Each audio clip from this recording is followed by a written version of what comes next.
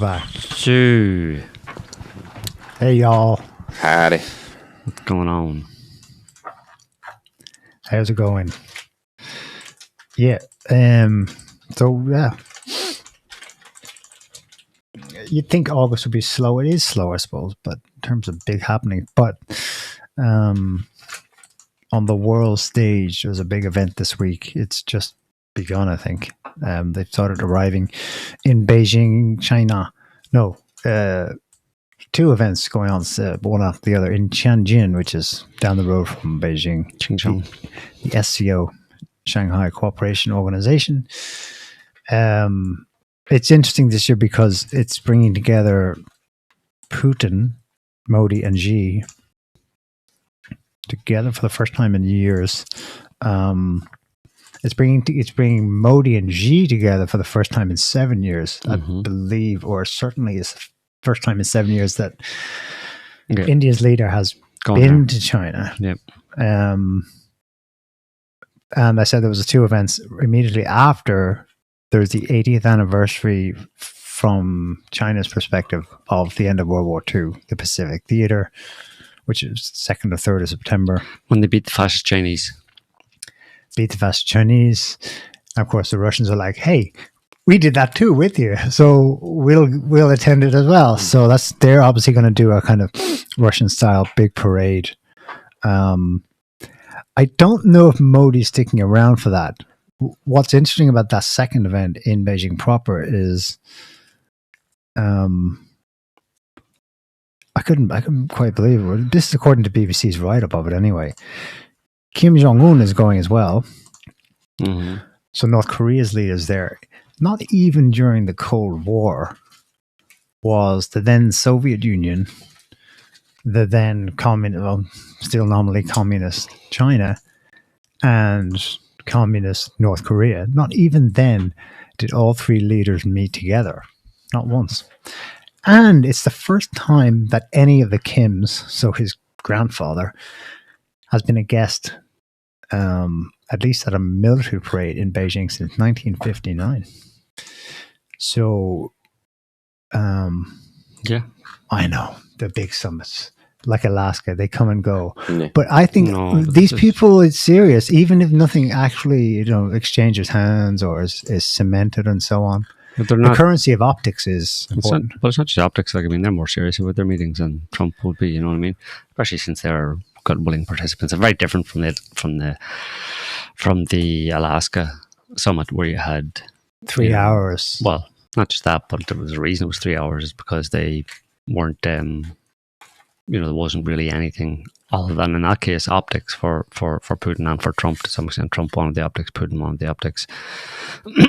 They knew already. I mean, it was just to kind of cement something they had already agreed on, to try and convince or try and put pressure on the Europeans and the Ukrainians to make them realize that, look, this is going in a certain direction. Cut the bullshit. This is Trump wants to end the war. Putin wants to end the war on terms that are acceptable to Russia, and it was just an attempt to kind of put that kind of pressure on by creating those optics. But at events like with when Putin goes to Russia or Putin goes to China or vice versa, or they have an SCO summit or something like that, it's a very different situation. It's not about a war that they're trying to solve together. This is about Probably trade. It's about sanctions. cooperation. It's about multipolarity. It's about pushing that whole thing forward, and they're all on the same page. So there's an opportunity to get far more done, and there is far more done already to those than something like Trump and Putin. Yeah, Putin will be there 4 days, which is like the longest he's been away since 10 years, something like that. 4 days away from Russia is like a lot. Xi and Modi, talking about Xi and Modi, that's a kind of big situation, a big turning point. Again, it's optics, but this has been discussed, been going on in the background before now, where basically you have India turning away from China, from the US, because up until now, the US has been trying to use India to put pressure on China, to contain China, let's say. But then Trump, America's in a state, like Trump saying his words, to Zelensky that he doesn't have all the cards. America doesn't have all the cards anymore. Trump would like to think he has all the cards, or he wants to use, America's its image on the world stage of being this, unipolar hegemon that can dictate terms and all that kind of stuff. But the reality doesn't back that up anymore. And so he's getting desperate in the sense that he's doing the only thing he knows how to do, which is we decided on several months ago that he was, or even beforehand, he's going to tariff everybody, right? He's going to use the American marketplace basically as leverage against the rest of the world. But that's a losing game, really. If he's not going to do, like we've said this before, America's position as a hegemon was based on America's use of their military power and military might, primarily. Without that, they would not be the hegemon. You cannot maintain America's global hegemony, especially in a world that's changing rapidly as technology advances and etc. You cannot remain hegemon if you don't continue to use the tools through which hegemony was achieved, which Trump seems disinclined to do, which for good reason, because everybody would be in trouble if Trump really had to try and force the rest of the world into line, a la the new American century, 21st century of American hegemony. He's going to have to force people, militarily into line. And if he did that, the technological advancements that have gone on over the past 10, 15, 20 years in other countries means that America, they could try to do that, but they would, they'd set the world on fire, basically. It wouldn't be a case of America going in and just throwing some shitty little country, or even a shitty big country, up against the wall. Marketplace. The whole world would, it would be a serious problem. So he realizes he can't do that. So all he's got left is American economic power. So he goes after tariffs as his chosen method. And but even that, that's slipping from his grasp as well, because he tried it with India, to pressure India by doubling the tariffs on India to 50%. The extra 25% being as punishment for India.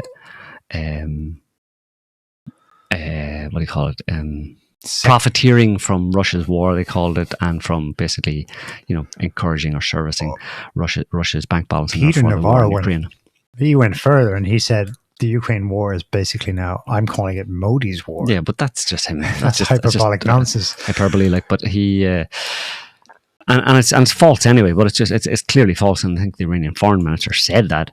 He said, "Look, they're accusing us of financing Russia's war in Ukraine by buying Russian oil." But it's like he showed statistics that showed over the past year, both the EU and America have bought more Russian oil, directly or indirectly, than India did, and that's not just oil. They've been buying other things from Russia. So I mean, it's just completely hypocritical. I mean, if you're going to talk about financing Russia's war in Ukraine by buying stuff from Russia, well then, before you accuse other people of doing that, you got to make sure that you're not buying anything, and none of them can do that. So it's just bullshit. And the Indians call that out and go, "This is bullshit," and that forces them into away from the American kind of being, to one extent or another, aligned with America, or an American lackey to be used as leverage against China, and forced the Russians. Modi seems to have decided, like, well, screw that, we're not friends with America anymore,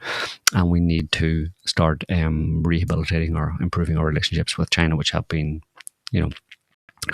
strained relationship for quite a long time, over border issues and other things, but they've decided that those aren't insurmountable obstacles and they can get beyond them. And if you just put that quote back up, Scotty. So this is Modi and there's a picture down the bottom. Is there a Modi and Xi meeting in China just today? And Xi says that the dragon and the elephant must unite. Is India's national animal the elephant? Yes. Oh. So you didn't know that? Ganesh. No. So anyway, you never been to an ashram, no? No. Ah, Jesus. Anyway, elephants all over the place. Come on, Joe. Am I rich? There's plenty of Indians in Ireland these days. So they met for the first time in 7 years, meeting against the backdrop of worsening relations for both countries with the United States. Xi emphasized the historic role of Beijing and New Delhi in shaping the future of the global south. And here's what he actually said. The world is moving towards transformation. China and India are two of the most ancient civilizations, the two most populous nations, and central to the global south. It is vital that we remain friends and good neighbors. The dragon and the elephant must unite. He also described the relationship was like a tango. A tango between the dragon and the elephant. Ooh. A dragon and elephant tango, if you can imagine that or picture that in your mind. We should make an AI video of it. He added that both countries carry a responsibility to defend multilateralism, advance a multipolar world order, and push for greater democracy within international institutions. That's all red flags to America. Yeah. We must work together for peace and prosperity in Asia and globally. Modi, for his part, underlined India's commitment to strengthening ties with China on the basis of mutual trust, respect, and sensitivity. He stressed the well-being of the 2.8 billion people, i.e. the combination of their two countries, depends directly on cooperation between the two powers. And as a concrete step, Modi announced the resumption of direct flights between India and China. He also noted that a climate of peace and stability has taken hold along the Himalayan border, where a military standoff in 2020 froze most areas of cooperation between the two countries. So the main thing they have to get over is that border dispute along the That was funny. The Do you Himalayas. remember it? Yeah, The rock throwing competition. throwing rocks at each other, yeah. It's like the two sides agreed not to bring weapons. Yeah. Well, I mean, But there was still like 1,000 soldiers on each side and they just chucked rocks. Yeah. But you got to do that. Like, I mean, that's extreme caution between two nuclear. Yes. Yeah. If only the West would. Learn from it. They probably look at it. Yeah. Well, they did. The reason I know it about it and the reason I smirk at it as I describe it is because we in the West saw that and go, Easterners, other races. Look at that. That's pathetic, but it's actually wise. It's actually wiser than us. But there you go. So that's interesting. The resumption of flights. I didn't know that. Strongly suggests that basically there was no visa free access, at least to most civilians, between the two countries all those years, 5 years. And it's restarted. Yeah. Super interesting. So And the direct flights and all that was directly related to the border. standoff, the border standoff? Okay. Dispute over the border in, what do they call it? Himachal Pradesh or something like that. Interesting. It's about It's hard to water and all sorts of stuff. It's only That been border dispute. it's only a few months since JD Vance was chosen. He's the ideal candidate because he's married to an Indian American to go meet Modi for a summit in New Delhi and promise all kinds of the future golden relationship between the two countries. Lots of great positive rhetoric. And then the next day or close to that, I think his plane was airborne when it happened. The terrorist attack in Kashmir. Who done it? Next thing, India and Pakistan are Right. in a short but brief war. Yeah. And we discussed then that's a whole Chinese-Pakistan economic corridor block trying to divide India and China further. Has it worked? 4 months, whatever it is, 4 months later? No, it didn't work. So both the carrot and the stick aren't working. But it's interesting that I probably isn't, but it's interesting that sequentially what happened prior to this. They probably already had their speeches written, but sequentially, you mentioned it briefly, on paper this week, a deadline Trump had issued for India to stop buying Russian oil was passed, thereby triggering a doubling of secondary sanctions against India. That's probably sanctions on a lot of things with exemptions, the usual mix of rhetoric and reality. India's response was basically do nothing. Let it go. Let the deadline come and go.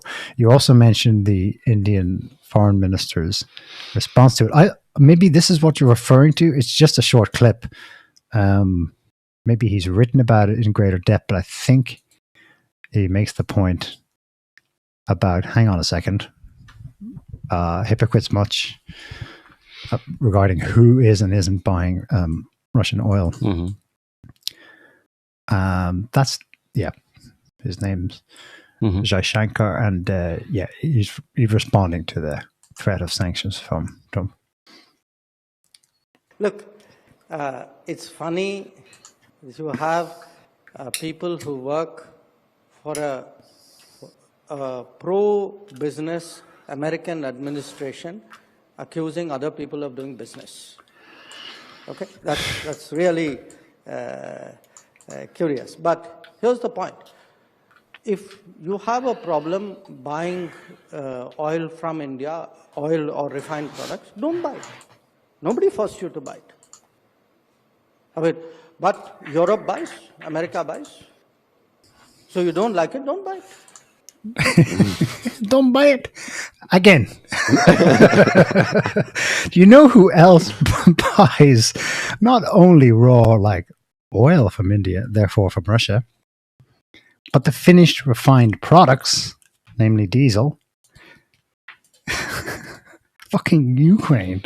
The Ukraine, therefore, is funding the Ukraine war. Yep. The Ukraine is funding Putin's war in the Ukraine. The statistic is, this was published just 2 days ago. India emerges as Ukraine's top diesel supplier in July. And the volume is, scroll down.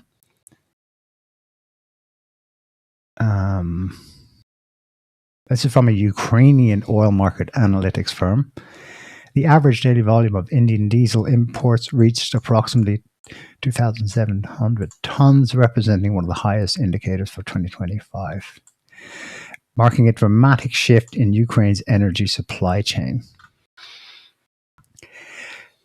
From just the first 6 months of this year, India's share in Ukraine's diesel supply structure reached 10.2%, 5 times higher than the just under 2% reached during the same period last year.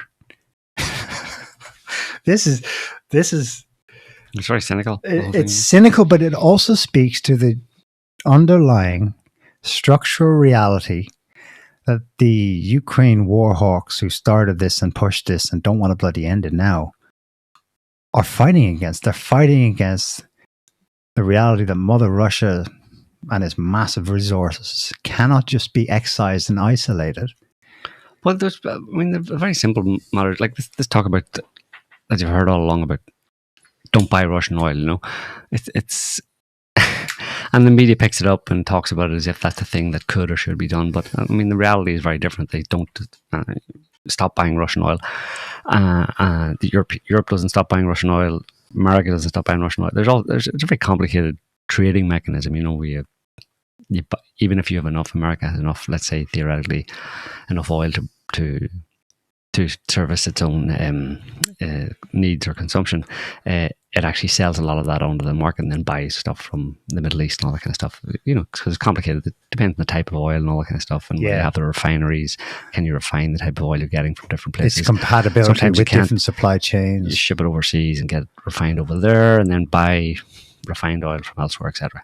So, but the fundamental problem with the idea of stopping Russian oil is that you would, like, everybody stop buying Russian oil. So, well, whatever the actual percentage of Russian oil that is available to the market, is used by the international market, that would immediately be gone, right? So you immediately have a shortfall, a shortage of oil. What happens when you have a shortage of oil? Oil prices go through the roof. And what does Trump and every American president ever not wanted to happen is they want to keep oil prices stable. So they simply can't do it. It's ridiculous. The idea of, like, you say there's 4 countries that produce the world's oil, and they're all producing at a certain amount, right? And all together they produce 100% of the needs of the global market. So you take one of those countries, 25, let's say, just for argument's sake, say it's 25%. Remove 25% of the oil available on the market. Just gonna go ahead and do that, you know. It's like up in the local supermarket. Just go up there and remove 25% of the products. Stop the local supermarket from selling 25% of the products. What happens? Well, you have very long queues, you have shortages, prices all skyrocket. It's fucking foobar. Yeah. So it's ridiculous to even suggest it. It actually brings on panic that there's less than that's just that figure, and people start panic buying and hoarding hoarding more. Well, there is. Yeah. There's literally not enough. You're literally taking 25% of the food away from people. Yeah. So 25% of the people are going to starve. Yeah. That's what happens if you take away 25% of the food out of the supermarket. The supermarket produces 100% of the food for 100% of the population. Take 25% away, 25% of the people are going to go without food. Yeah. Go ahead and do that. But it's the same thing that they did with, like, basically setting up the world the way that they have. It's put them in this, like, unrealistic position of the global market being so interconnected and everyone being so reliant on the things that they have come to be reliant upon, that if you try to mess with it, yeah. If you try to change anything, like the engine is going, the engine is turning. So trying to retool the engine while the engine is turning is going to cause the engine to break down. Yeah. Break down. So it's one of those like questions of sanity, where it's like, are you guys retarded? Like actually legitimately retarded? When you look at them talking about India and India buying Russian oil and all that stuff, and it's like you've been saying, it's not just India, it's everyone else. Like we all are doing this, and if you really want to, like, you're hitting on India, but if you really wanted to actually do the thing that you're saying you want to do, which is stop buying Russian oil, you have to shut down your economy, which means you have no country, which means you can't do shit. So, but that's all. It's all just rhetoric. It's all. I mean, we get that all that that and other nonsense and bullshit from the media. I mean, people don't understand just how much bullshit the Western media spins. Much. Because, I mean, particularly in the case of the Ukraine war, but also, like, you could say that this great power competitions are all,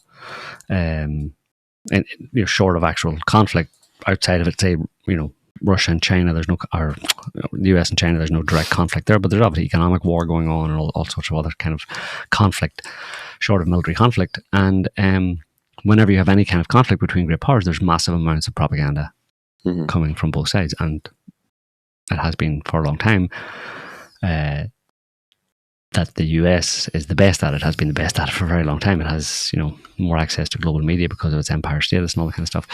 So there's just, people are swimming in a massive amount of lies, and the stuff they get from the media and get from politicians and all that kind of stuff. It's just pure. And experts. It's utter nonsense. You're talking about experts. Like, we talked last week, I think, about the leak that came about were we here last week? Yeah. The war dead. About the war dead, 1.7 million dead.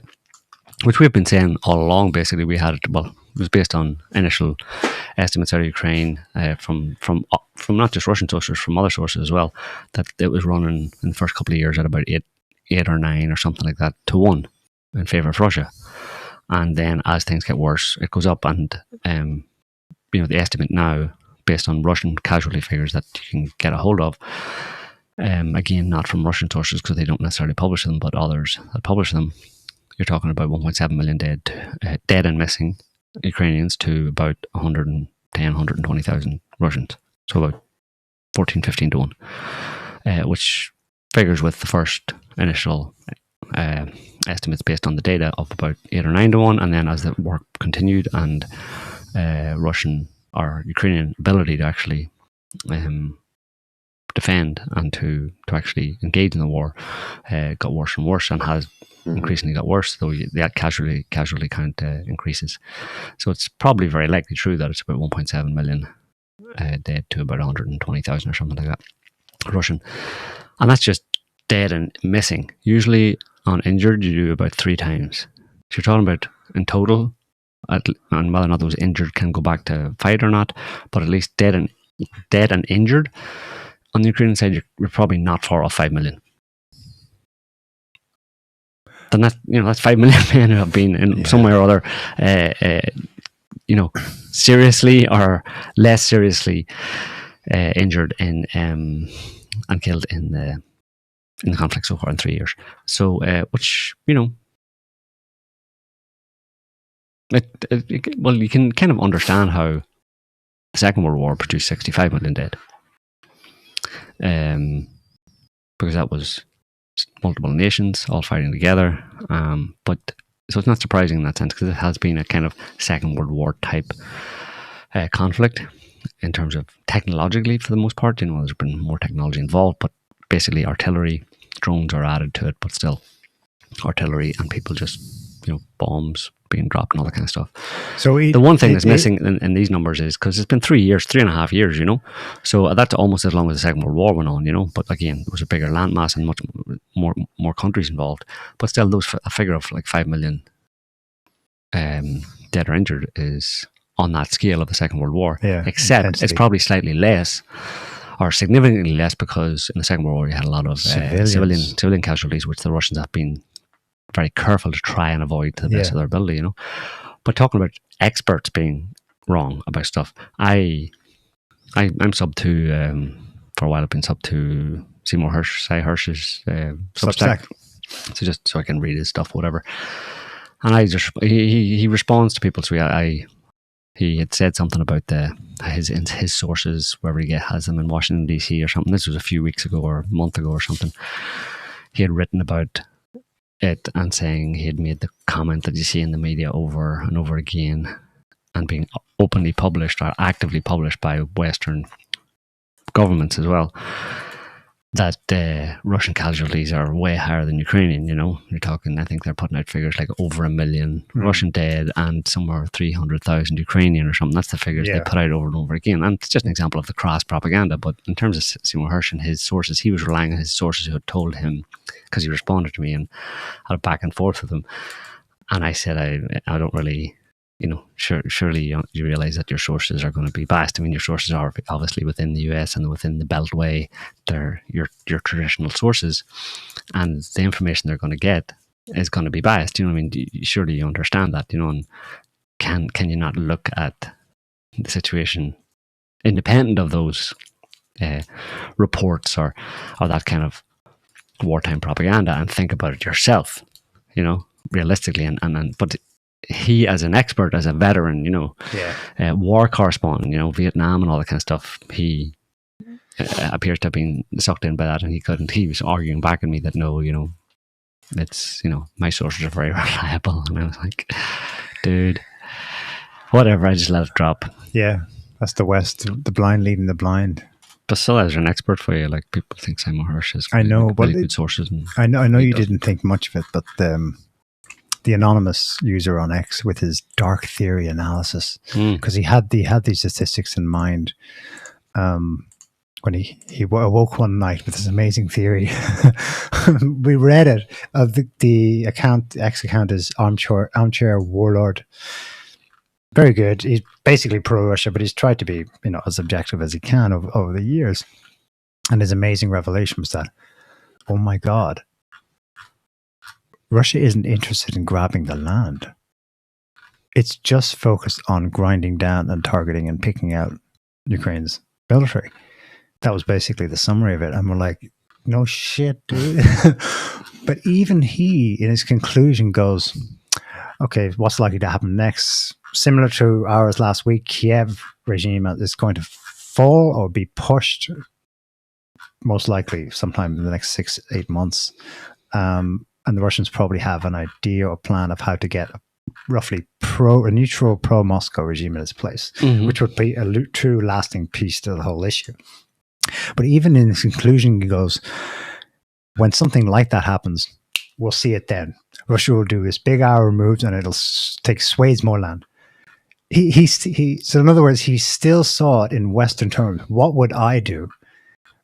Well, having committed to so much blood and treasure myself, well, I'm entitled to the spoils. I want entire large swathes of Ukraine.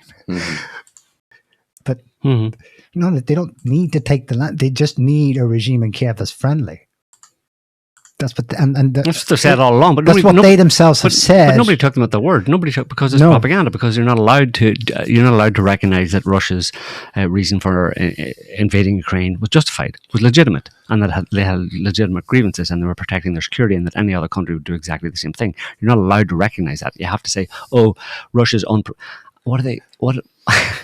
It's and I noticed completely unprovoked aggression. No, it was full scale. Yeah, and I noticed in media, like, it's been happening for a long time, but I just saw it like last week or something as well. And I actually commented on the article. It was a Telegraph article. They kept on using the phrase "full scale invasion," right? And it got to the point where it was like, that's redundant. Why you keep saying that all the way through it? Like, because they had to refer to the Russian invasion of Ukraine multiple times, but they kept using full-scale invasion. Russia's full-scale invasion of Ukraine.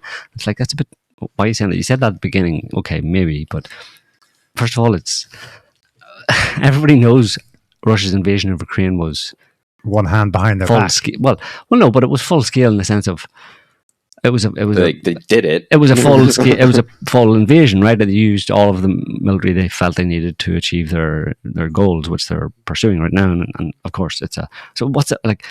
Because what's the alternative? Like, if you just say invasion, Russia's invasion of Ukraine, does that like mean it was only A little one.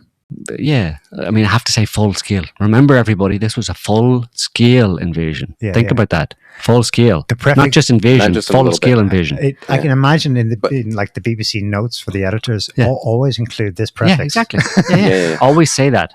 But it's not, but it's also I think another thing that's going along with armchair warlords kind of like thinking on that subject, and I think others as well, is that it's not just like looking at what they would do with Western thinking in mind, and not being allowed to see Russia's invasion as justified, or It had to be spun or that it as- wasn't, or that it was measured and not like all out. Mhm. Everything in the country has been geared towards this objective, but also it's a bit of a consequence of Western people's minds getting so warped from the twisting of what people say with their actions and the words that are used to justify the actions. Mhm. So it's like they hear the Russians, but they can't actually hear it because they're so used to hearing what someone says and not believing it. Mm-hmm. Yeah, for sure. So there's doubt across the whole board. But ultimately, if you're in the West, they're going to default to what the West says. If it's a toss up Well, between yeah. either one or other, so there's no independent thought really. But yeah, it's they're not allowed. They're not allowed to admit. They're never allowed to admit that from the get go.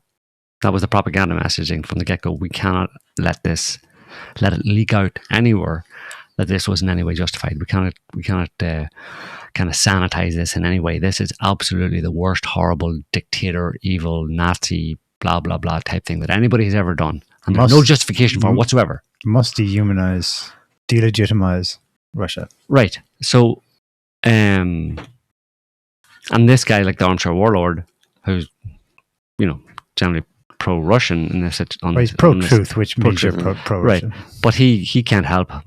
He couldn't avoid falling into that, falling for that, basically, like that, having that infect his view and mind, despite the fact that from the get-go, Russia said, we want this, and this. This is why we're doing this, and here's the reasons, and we've made it clear over and over again.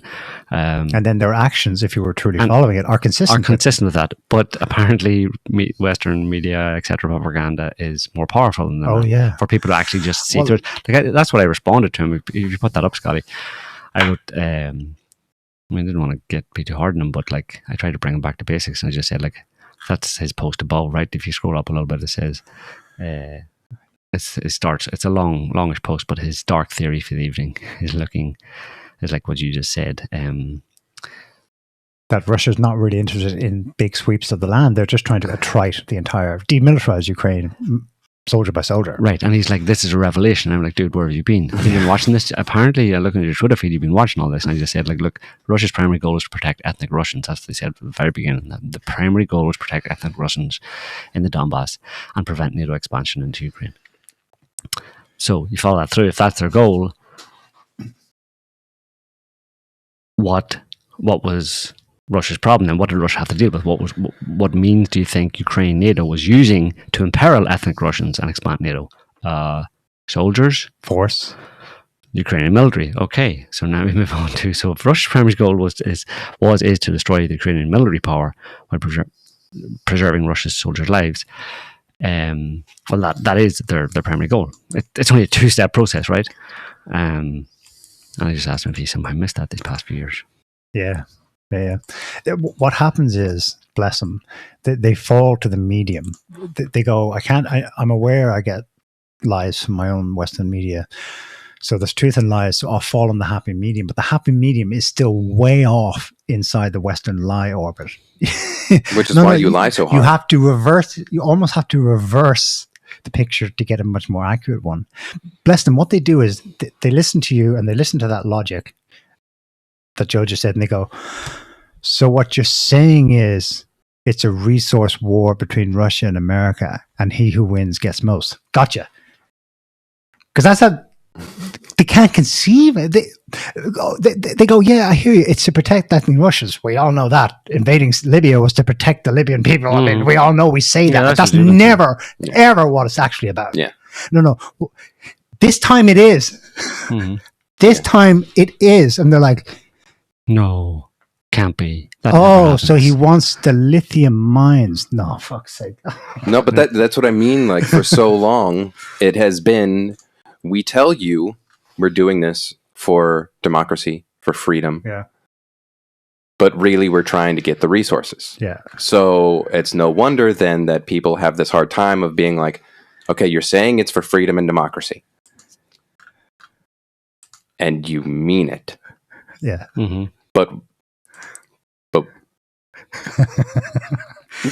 it's what it is. It's really a symptom of how effed things are in the West. We're in a climate, even though it's not all the media is black and not all governments within the West are black.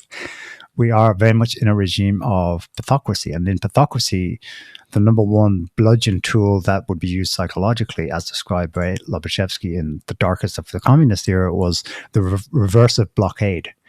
You pound the shit out of the people with the complete opposite of reality every day. And he's described in the book that very few people can actually think their way back out of that. The reversive blockade, where you're told reality is black when it's actually white, is that most normal people end up ingesting at least a portion of it and finding the happy medium that's still a gray area. It's still very much based on the lies. It's a symptom of the climate we're in. This isn't about Russia in a way, as Putin defers to often when he's calmly been talking about the Ukraine situation in the last 3 years. Mm-hmm. The roots of this are a domestic issue over there in the West, where they're losing their fucking minds. Yes, it's us and Ukraine, it's two countries, but the roots are domestic problems in the West. That's certainly what he said about Russiagate anyway. Right. I have an article. We're talking about Ukraine now, so we can continue with it. I want to put up something that is kind of a bit of both topics. Our first one about sanctions, multipolarity, and the SCO summit, but also touches on Ukraine. I think I'm reading this right, but maybe you can clarify this for me. So the scoop is from Axios. It's behind a paywall, so I got it from somewhere else. Just yesterday, I think. White House believes Europe secretly undoing Ukraine war's end. That's a no-do for us. We can all see that. But if you scroll down, the scoop, presumably from White House advisors, is that, yeah, it's pretty obvious when you look at what's happening inside Europe, that European leaders are publicly supporting Trump's effort to end the war, but quietly trying to undo it. So then the first bullet point is like, well, what's that got to do with it? The White House has asked the US Treasury Department to compile a list of sanctions that could plausibly be imposed by Europe against Russia. Well, why does that matter? They ask. Okay.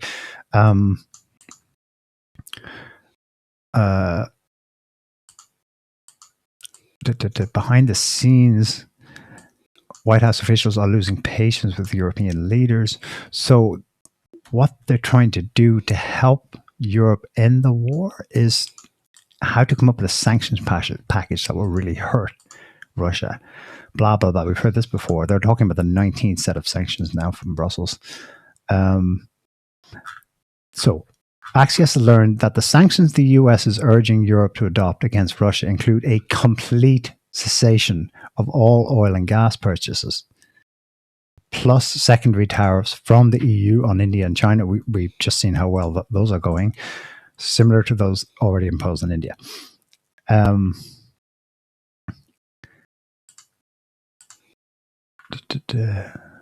Yes, the Europeans don't get to, this is a quote from someone in the White House, the Europeans don't get to prolong this war and backdoor unreasonable expectations. That's to do with having the US back them up like with firepower if they were to move into Western Ukraine, while also expecting America to bear the cost. So that's the cost of a military armistice type solution to it. Okay. If Europe wants to escalate this war, that will be up to them, but they will be hopelessly snatching defeat from the jaws of victory. The Europeans are said to be pushing Zelensky to hold out for a, quote, better deal, a maximalist approach that has exacerbated the war, Trump's inner circle argues.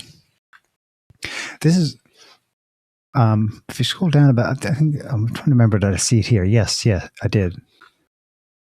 It's a statement from Trump. Trump was visibly frustrated about the situation during a cabinet meeting in DC on Tuesday. Apparently, Trump said out loud, "Everybody is posturing. It's all bullshit." Right on.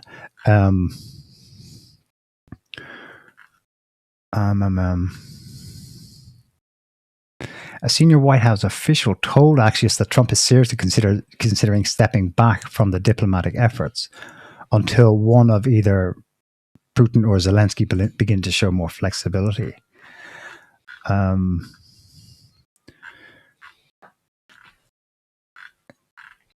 And then the Europeans are like, what? What's with the criticism? We're all on the same page. Yeah, blah, blah, blah. Keep scrolling down. Oh, gosh. I'm getting myself tied in knots here, but my understanding of, my takeaway, but I'm not sure because it wasn't expressly stated,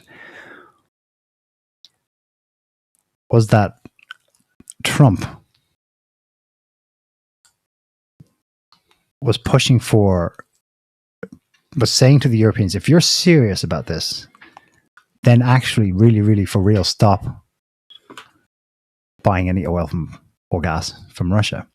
Mm-hmm. Between the lines, and by the way, you guys have to bear the cost of any military solution. Mm-hmm. Between the lines, is Trump angling for Europe becoming, instead buying everything it needs energy-wise from the US? Mm-hmm. Well, they tried that already with it's called the Biden started that ball rolling with the Inflation Reduction Act. Yes. In 2021, sometime around then, which basically tried to attract, was looting European economy, the European economy essentially by attracting businesses. It was just a big dose of money. Again, you have to remember, America has the major leverage. The only leverage that America actually has is a leverage it's always had, kind of like the idea of the only reason it's a hegemon is because of the way it got its hegemony through military might.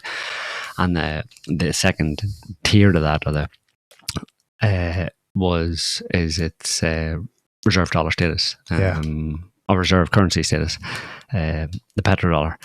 And the one thing that they still have in that respect is that petrodollar, where they can basically continue, they can print money, most other countries have to have something to back their currency by, whereas America doesn't have to have anything really to back its currency by. It can continue to pump money out.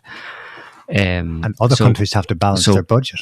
Right, so in the Inflation Reduction Act, exactly. So in the Inflation Reduction Act, Biden was able to produce, or the people running Biden were able to, little people inside his brain driving his eyeballs, were able to, they can dump a bunch of money,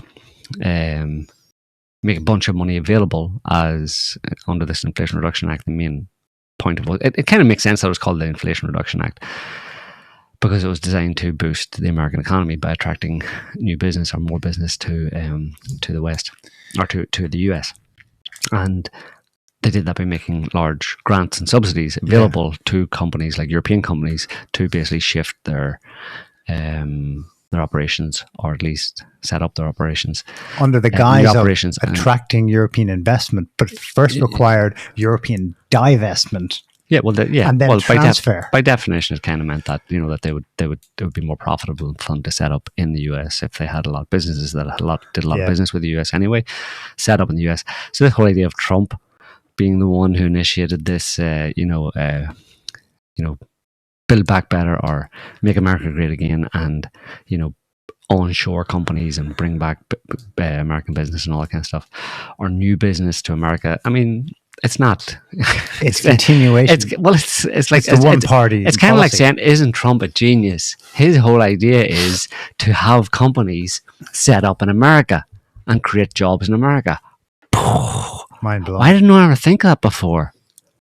Obviously, it's economy 101, and previous administrations before Trump did not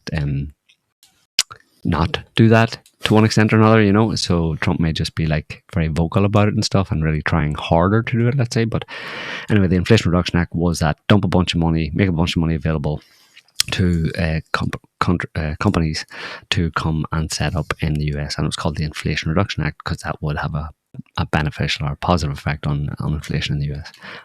But one of the kind of focuses of that Inflation Reduction Act was that it prioritized green energy, green companies. So yes, in answer to your question, yes. Obviously, Trump would want. He doesn't like green energy, so his version of that is maneuver in one way or another to get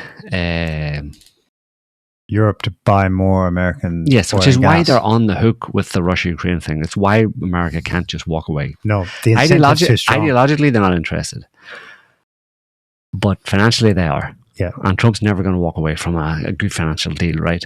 There's two in that respect. If you sideline Russia or push Russia back, or let the Europeans keep them all worked up about Russia and keep them not buying Russian gas and oil to the greatest extent possible, or to reduce their consumption of Russian gas and oil, then that's an opening for the American economy to service that need with American oil and gas, which has happened. And also the other angle is that, which Trump is doing right now, which is we're not going to give weapons to Ukraine anymore, but we're going to sell weapons to the Europeans, sell weapons to NATO. He was talking there during the week about NATO. No, we're not going to sell weapons to Ukraine anymore. We're going to sell them to NATO. I'm like, last I checked, like, America was NATO. Like, for the last 80 years or whatever, America was NATO. You're talking like America isn't part of NATO. Like, there's this organization, I think it's called NATO, and we're going to be selling weapons to them so they can do whatever they want. I don't know, maybe they'll give them to Ukraine or something like that, whatever, but it'll be good for us. Like, we're going to sell a lot of weapons, right? So basically, yes, there's a financial aspect too, which keeps them hooked into it. So Trump, people saying, why doesn't Trump just stop all the weapons? Walk away. Yeah. Why doesn't he just say... End the war tonight. Why doesn't he just tell the Europeans to take a fucking hike? Screw you guys, bunch of assholes, bunch of, baggy, godless Western liberals. Why don't you all just take it? You're not MAGA. We hate you. We don't touch you anymore. We like Russia. We can do better business with Russia. So screw Europe and screw Ukraine. And I'm going to align with Russia. Well, he can't, because financially it doesn't make any sense. He's not the kind of person to walk away, to look a gift horse in the mouth. Yeah. So that's why... He does sometimes sound like he'd like to, though.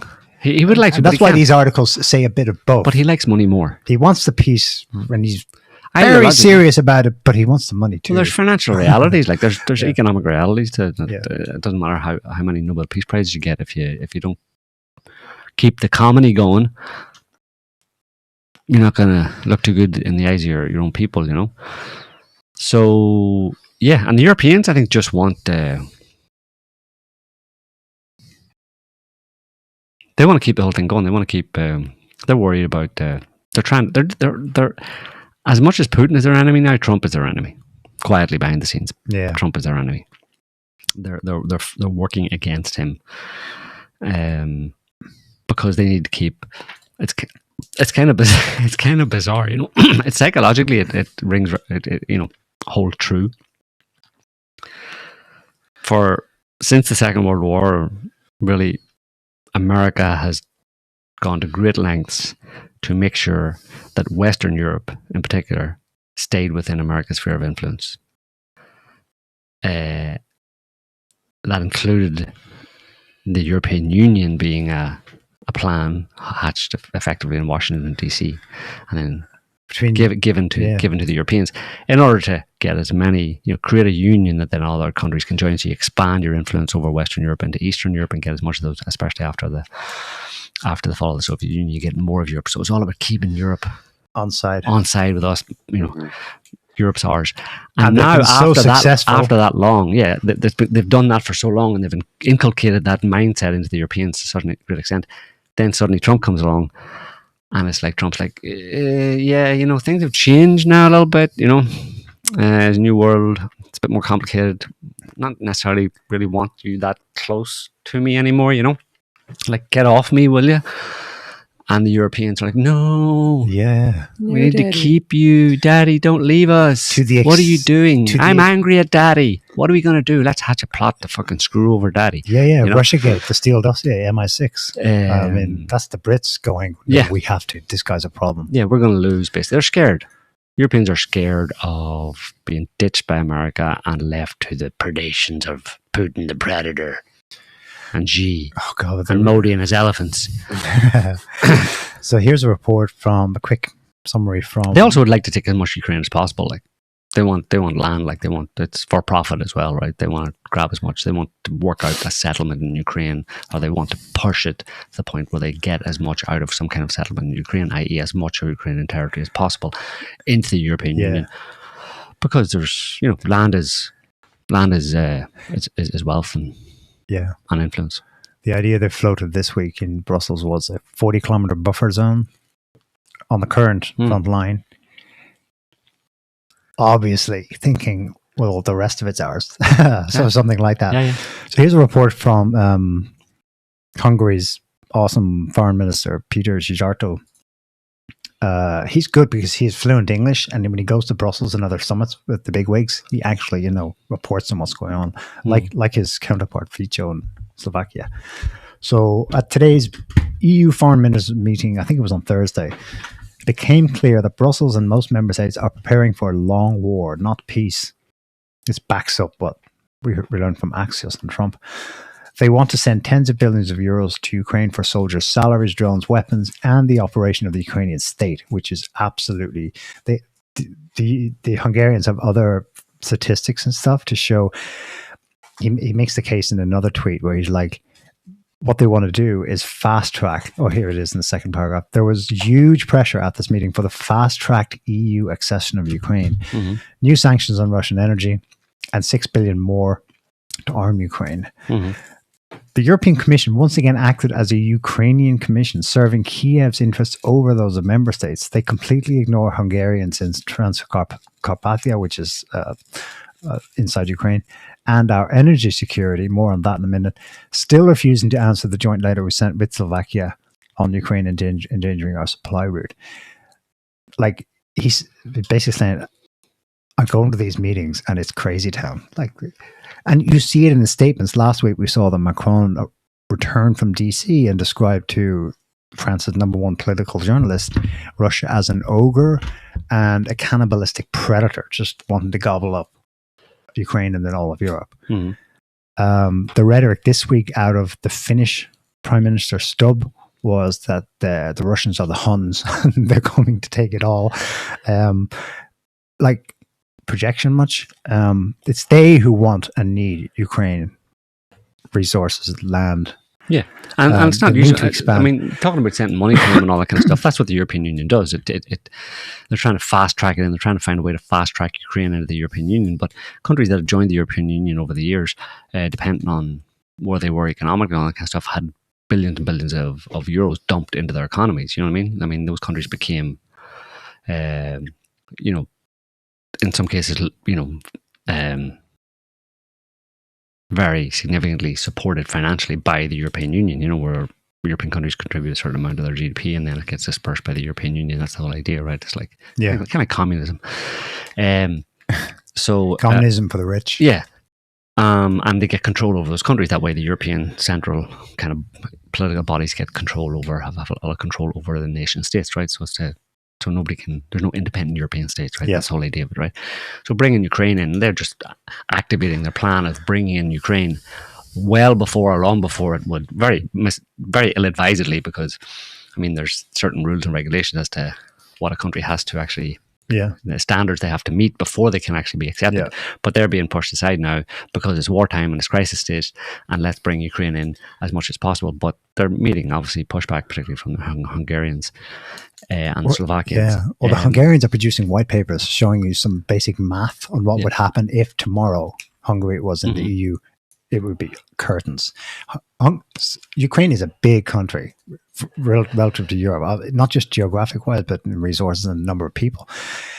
It's already costing so much, and their figures are like, you're talking about if it was inside Europe, the trade-off from acquiring that market, you wouldn't see it for 2 decades because it is beyond broke. You'd be paying for the entire project. And you would kind of, to one extent or another, not bankrupt the EU, but it would bankrupt the EU's economic policy, let's say, or economic structure, basically, because you would have countries who would, member countries of the European Union, like the 27 or 28 member countries, would all be asked to contribute much more to finance Ukraine, and a bunch of them would just go like, look, this is going to the wall. We're not doing this anymore. And it would lead to the breakup. Could well lead to the breakup of the European Union through their hubris here. They could lead to the breakup of the European Union down the road. But for now, their next steps. Germany's chancellor this week says, "Sorry, guys, welfare state's over. We don't have the money for it." Similarly, in France, it all went to Ukraine.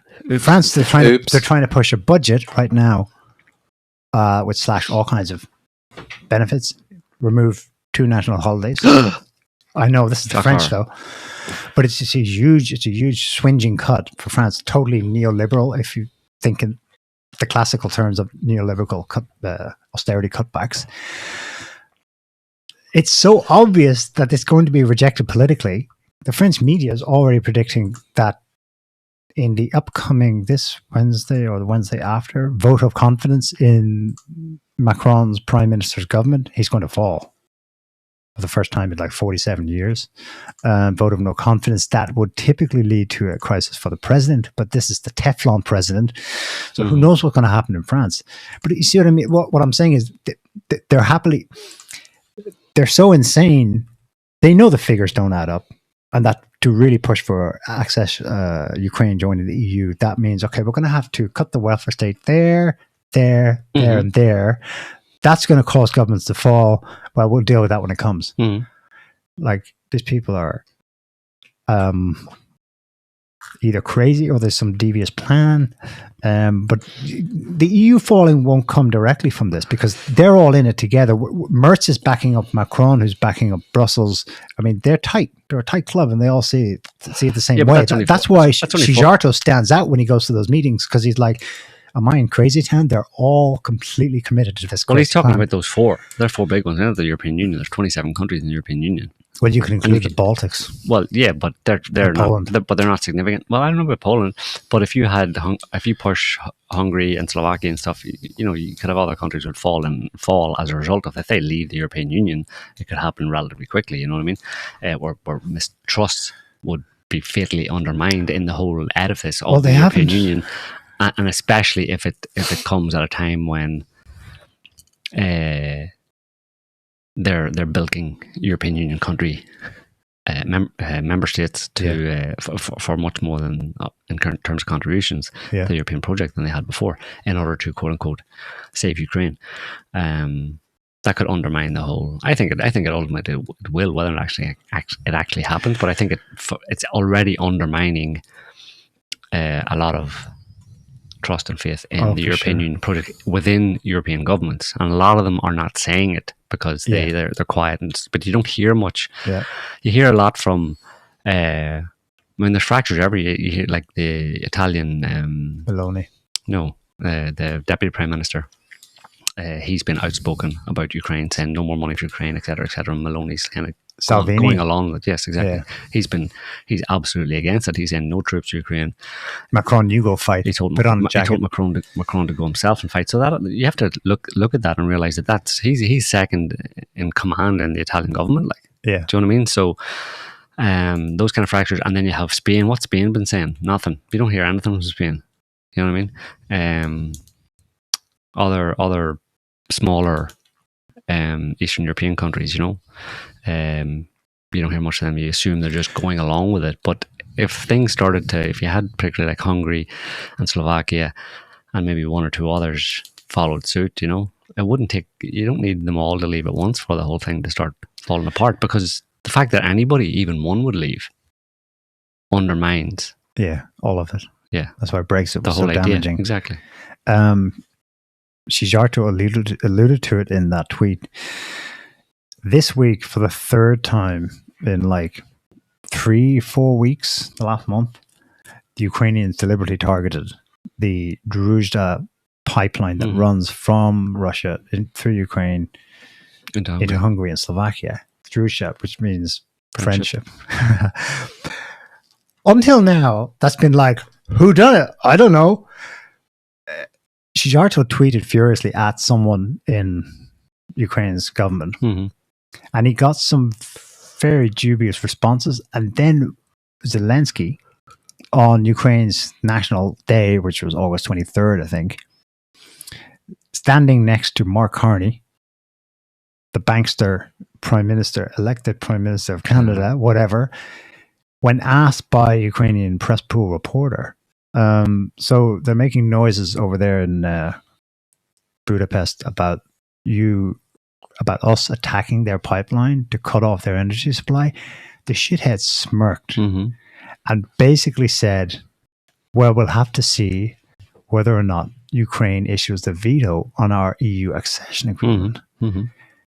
They're using the pipeline, which supply, in Hungary's case, supplies 50% of their energy needs. 50%.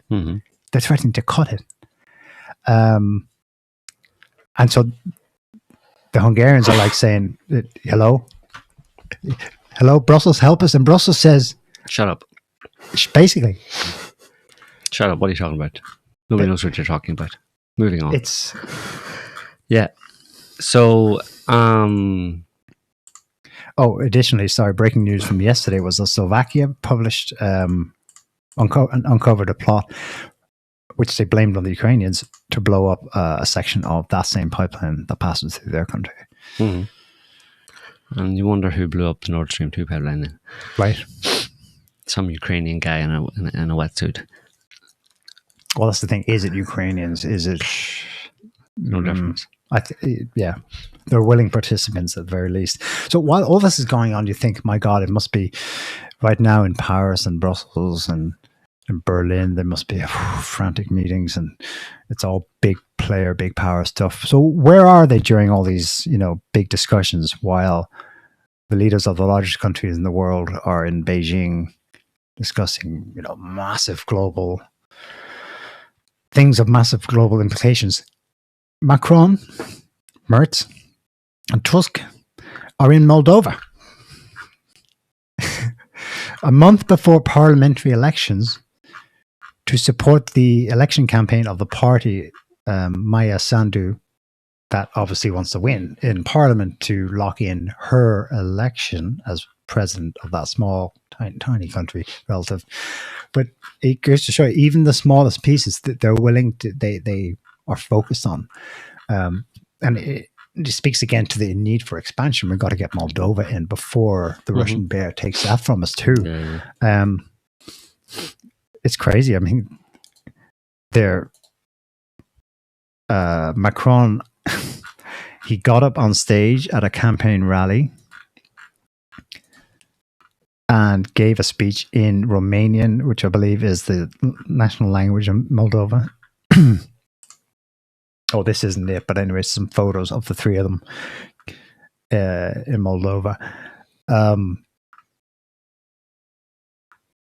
And I wonder, this is Macron, the Romanians produced a lot of evidence showing that the main vector through which the Western consortium deep state worked through their country to rig their election earlier this year was through France. French funding, French NGO work.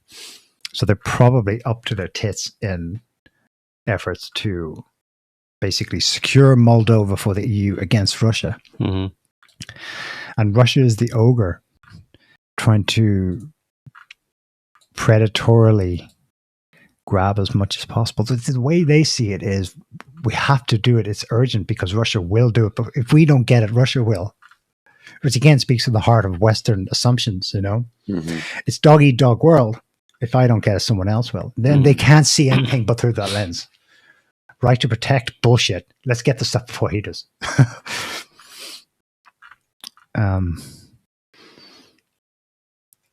That's just, yeah. Moldova, but there may be a military play in Moldova as well. We'll see. But for the moment, no.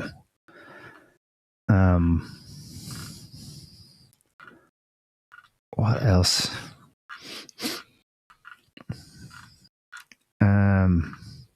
That's probably all I got on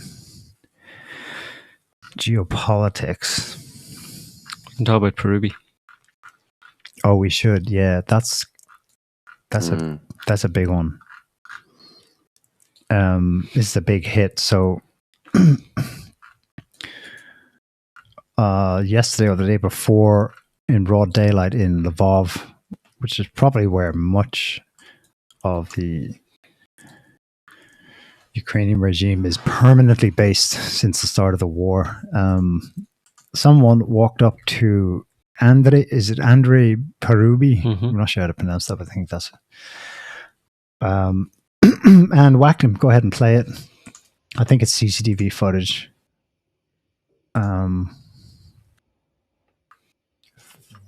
30th, so yesterday. It's obscured by the trees, but yeah, he's dead. Apparently, whoever it was knew he'd be there, scurries away, and escapes on an e-bike. Who was he, Joe? Who was this guy? Big player? Parubiy, he was involved in a picture here actually. He was front and center. He's he was a founding member of the Svoboda party in the right sector. He basically the neo-Nazi element within Ukraine that's been there for quite a long time. Him and several others, obviously, but were hanging out with John McCain and Maidan in 2014, the coup, the US sponsored coup that overthrew Yanukovych and started everything that happened since. That's him on the right there, and he's just coming out of a hotel on the Maidan Square. A bunch of guys carrying. There's a video of this, but that's just a still. Carrying weapons, basically sniper rifles, etc., and guns out of a hotel. So I mean, I wrote a bunch of stuff with this at the time. And in terms of who was shooting, there were 100 civilians mostly killed during the Maidan in 2014. And that's what actually put the whole thing over the edge and facilitated or made the coup actually happen. Yeah. Or forced Yanukovych to flee because so many people were killed. And obviously, official story claims is that it was the ousted president's police forces and stuff. But that's, if you look at all the details, that's nonsense. It was obviously part of the actual coup attempt, and part of any coup attempt is to inflame tensions and stuff. If you want to stage a coup, a so-called grassroots coup to get rid of a sitting president, then you need to make the president appear to be a bloodthirsty killer, right? So if he's not going to kill his own people, then you have to kill his people for him, and blame him. And that's what happened. And this guy was front and center, Parubiy, and he's been on the Russian wanted list for a long time, because after this, then after the coup in 2014, then he was also right after that in the summer of that year, he was involved in the attack on the trade union building in Odessa, which ended up 40 some people killed, mostly ethnic Russians. There were protests for and against the kind of coup immediately after it, and he was down there and involved with the people who set the building on fire and burned all those people alive. And then he was directly involved in the so-called anti-terror operation that the new US-sponsored regime, US-installed regime in 2014 in Kiev, that they launched their anti-terror operation against the eastern Donbass for the following 8 years, killed 14,000 civilians. So he was directly involved in that as well. And that then brings us up to Russia invading Ukraine because of all that shit, basically. So that's why Russia invaded it, because these people are crazy. And they're sponsored by by the West. So he just won. So it's very likely it was the Russians killed him. I don't think there's some claims that MI7. I remember saw somebody saying, said all that stuff about him and then said MI6 took him out so that, dead men tell no tales or something like that, or some bullshit. But because I don't think that's the case. Implying that they're actually aware the war's about to end in Russia's favor, so we need to clean up. Yeah, that kind of thing. No. But I don't think so. It's too long ago, and it's just Russia basically settling accounts, and there'll be others. I think if they can do it, there'll be others, because these are the kind of people who operate in the background. Now, this guy Parubiy was actually Speaker of the House a few years ago and stuff, so he did actually take part in Parliament. But before that, and since then, he's been, hasn't been very high profile or anything like that. And others, another guy, Dmitry Yarosh and Oleg Tanibuk, these were, again, John McCain and Lindsey Graham's best friends at the time, all right sector, neo-Nazi types. They've all been, they get advisory jobs in the government. They're low-key, but they're obviously the movers and shakers behind it, and they've held on to those positions. And they're responsible for, the Nazi-like element within the Ukrainian government and keeping the Ukrainian government on its Nazi track, let's say. So there would be, if Russia had any plans of actually getting rid in one way or another of Zelensky and his government, let's say, in some kind of a decapitation strike, you would want to get rid of these guys beforehand, because they wouldn't necessarily be involved in that. They're harder to target and stuff. And if you leave them around, say you get rid of Zelensky and his, top officials, whatever, public officials, apparently, having a decapitation strike of removing the government in that way in Ukraine, these guys would be very quickly there to fill the roles with themselves or with other people, Yeah. So you need to get rid of those guys. They're kind of like advisors, you know what I mean? That you realize are the real kind of power behind the throne. So you want to get rid of them. You need to remove them as well. If you leave them in place, then you haven't really achieved much just by getting rid of the overt officials, But has there been more than just than this guy being killed in this way, or has it been? I found one. You found one. Well, there have been several Ukrainians have been killed. One and I think 2 in Spain. Uh-huh. At least 1 in Spain. Maybe 2 in Spain in the past year or so. Although it's not sure who was doing that. That could have been internal Ukrainians getting rid of them because these guys had left the country and that kind of stuff. But no, I suspect this guy's maybe the first. You know what I mean? And it's in advance of, because I think Russia, although it'd be difficult, it has fairly well connected and the kind of networks in Ukraine. You know what I mean? That go back a very long time. Obviously, it did have that beforehand before the 2014 coup. But there are a lot of assets that Russia has in Ukraine, has had for a very long time, that they can employ to carry out operations, those kind of assassinations within Ukraine. Mm-hmm. Even though there's been a war going on for the past 3 years, you'd think all those people would be rooted out and that kind of stuff. But there's people who are like deep, what do they call them, deep cover type stuff, Yeah. There was, on July 10th, assassination of a senior SBU colonel in a similar fashion, in that someone was waiting for him in broad daylight. This was in Kiev. And guy knows where he's going to walk to. He's in front of one car. He knows where his car is, and he passes him. We can play it there in the background. It's more CCTV. It's similar in that it's someone has obviously tracked his whereabouts and his routines. And he just waits in ambush. Single, 5 shots to the head, you're gone, and runs away. In this case, he just had a balaclava. don't know if I had a. As far as I know, there's been no resolution to this. There's no follow-up reports from Ukraine about what their investigation revealed. So it could be really good, and the guy's gone from the country, or he's incognito. He can't be, but he's just wearing a t-shirt, balaclava, and shorts. But so that's sort of similar daytime hit, single assassin. But this guy, I tried to gauge, well, how powerful was he? He wouldn't be in the same category as Parubiy, who's government advisor, Speaker of the House, a real mover and shaker in politics. But military, yeah. Ukrainian media claimed that the SBU Colonel Ivan Voronich, that his role was pretty senior and instrumental within the SBU, and that he had his special unit, and that it had been responsible for targeting GV, Motorola, and Zakharchenko 10 years ago. So he's an assassin getting Russians in Donbass and Russia proper. So they hit him back. And that was 6 weeks ago. For what it's worth, Medusa, which is a kind of Russian language anti-Putin news outlet, cited a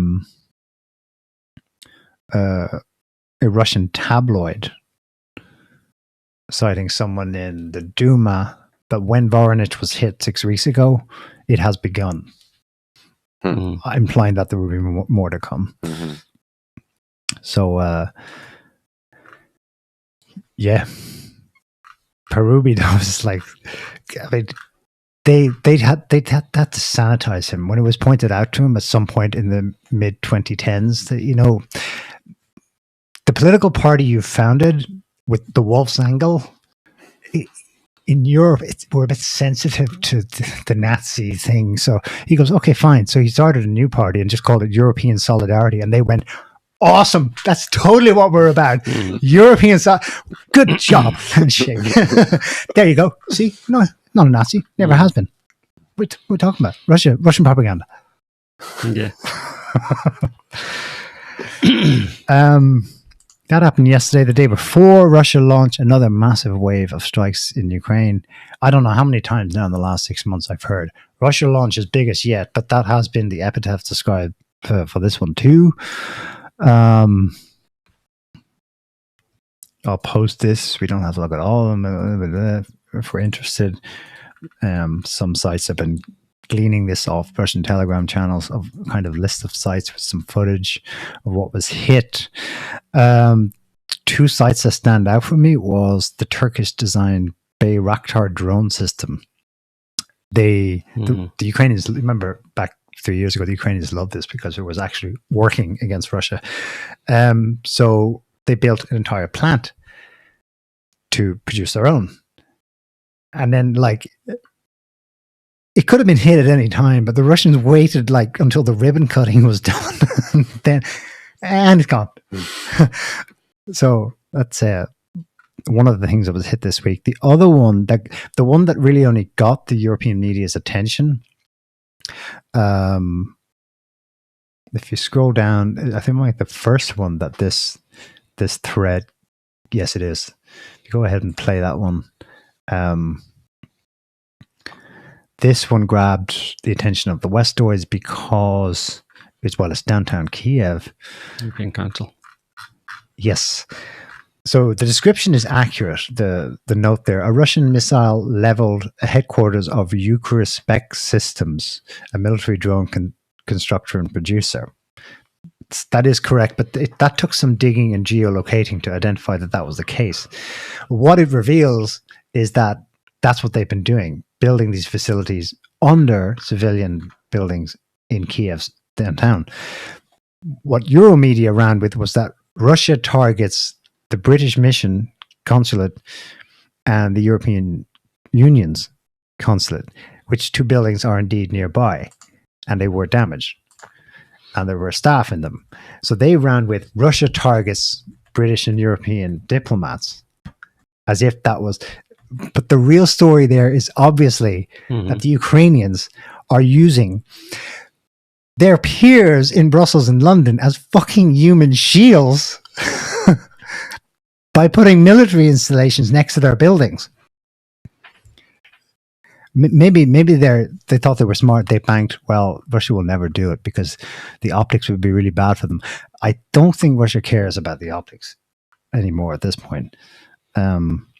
Still, it gave Western media a frenzy this week because that's all they talked about. Never mind that it was such a massive wave of airstrikes, and it targeted a lot more. I mean, they sunk a massive reconnaissance ship all the way down at the mouth of the Danube using the Russians have caught up now with UAV seaborne drones. There's footage of it. They got a drone from above to capture it, and you see this like speedboat heading towards the ship, and it has sunk the bottom of the Black Sea. So yeah, they also announced it's all systems go across the entire front line. So for all the stuff that's going on about peace deals and summits and stuff, the Russians just plow on every front. It's not all going their way either, though. The Ukrainians are successfully hitting some civilians in Belgorod, and they've hit oil refineries, and of course they're pissing off Hungary by targeting their oil source.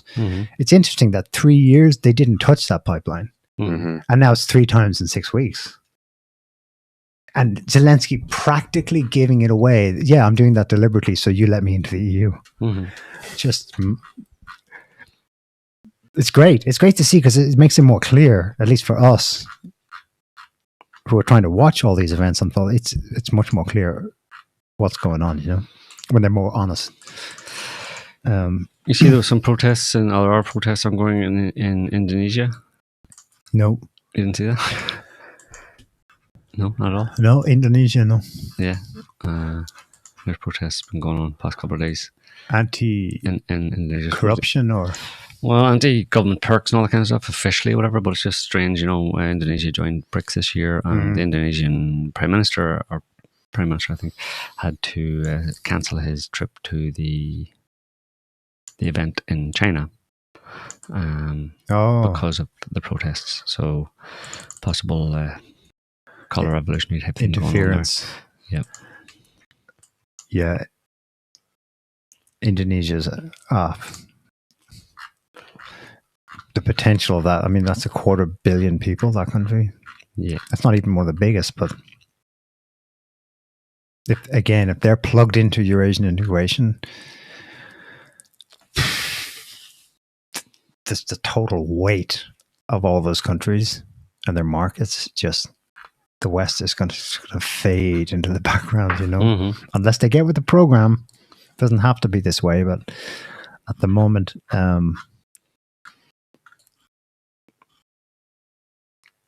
everyone seems to either want to pretend it's not happening or somehow believe that they can stop it from happening. The Israelis, what can you say? They're still being Israelis. Up to no good. The most notorious thing this week. Yeah, pick him out of a hat. Probably the bombing of the Nasser hospital, what's left of it, in Gaza City, in which, Jesus Christ, even the mainstream media that's been batting for Israel these last 2 years said was obviously to deliberately target journalists. In part because everyone saw that there was a double tap strike, but there's since been more investigation. They actually hit that specific corner of the hospital where the journalists were typically gathered to try and get a Wi-Fi signal to upload their reports. They hit it 4 times. The video shows once and then twice. It was always worse than a double tap. There were 4 missiles that hit that spot. They wanted them dead. Yeah.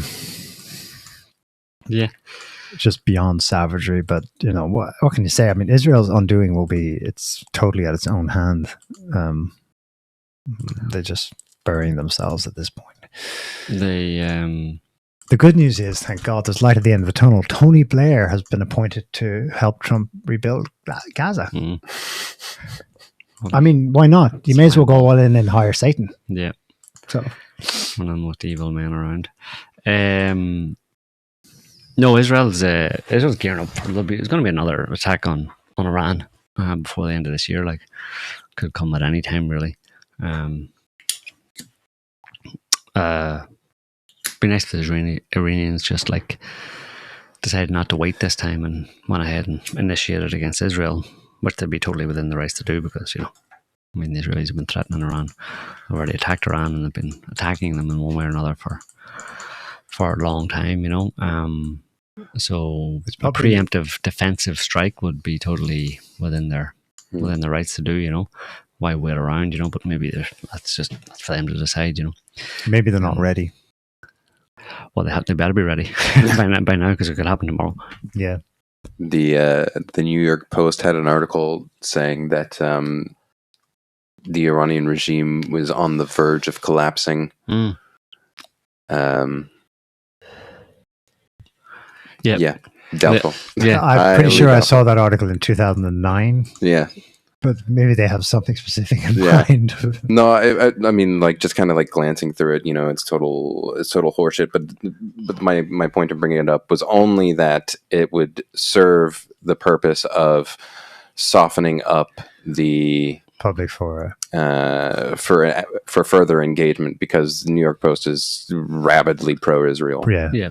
So it just made sense to me that would be what was going on, because seeing what's happening in September with the United Nations General Assembly and the promises of Macron, et cetera, to recognize Palestine. Well, that tells me that they're most likely, and with Israel starting a campaign in Gaza City, where they're shutting down even more humanitarian aid stuff, and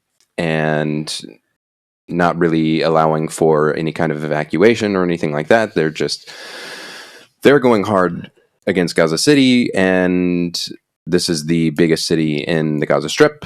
And we have this General Assembly that's coming where there's supposed to be this recognition. So it just makes sense to me that they're trying to blow it all as much as they can anyway before any the Israelis, well, yeah, they're under pressure, obviously. They have to carry on before things. I mean, they have a bit of time with Trump in power, but they know that, you know, that the world is against them, and they're never happier when, like a true kind of cycle, they're never happier whenever everybody's against them, you know, because that justifies what they're doing. Oh, didn't our God tell us that everybody would turn against us? Ooh, this must be the end times. Let's go. Let's kill everything.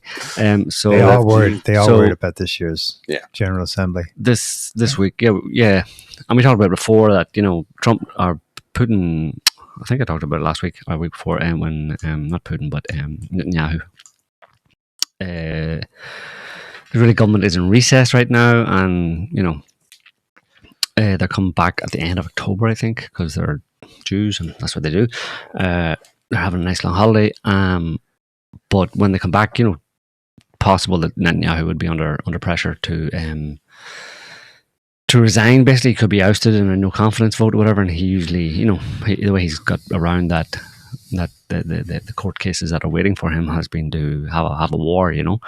So definitely I'd say you're looking at a time frame between now and the end of October, so next couple of months, for something to happen. And I think this was a little while ago, but he's, you know, it's kind of like a desperation. It's an example of the Israelis, those types of Israelis being, you know, getting a bit antsy, and you know, they have the gall though to kind of like talk about it as if they're always in the right. Here's Netanyahu talking about well, I can't listen to what he's talking about. He's talking about social media algorithms working against the poor Israelis. You know, the deception, the lies, the starved children, the pictures of starved children who turn out to have cerebral palsy or other congenital diseases that leave them emaciated. And Israel is, of course, accused of starving children, pretty much the way that in the Middle Ages Jews were accused of killing Christian children for their blood. Which was true. What do you do against the lie that circles the earth 10 times before the truth has a chance to emerge? Oh, that old one, yeah. That old trope. As possible. And frankly, we also have to do something about the algorithms and the social networks. This is a big challenge. I don't want to... Shut up, boomer. Have to do something about the algorithms and the social networks. Like they're not already fucking rigged to the max in your favor. Yeah, oh but my God. not the max, because No, You they're can not. always get more. They're because not, I suppose. it's not working, at least not to his liking, because there's a recent was it a New York Times poll? Let me see here. It was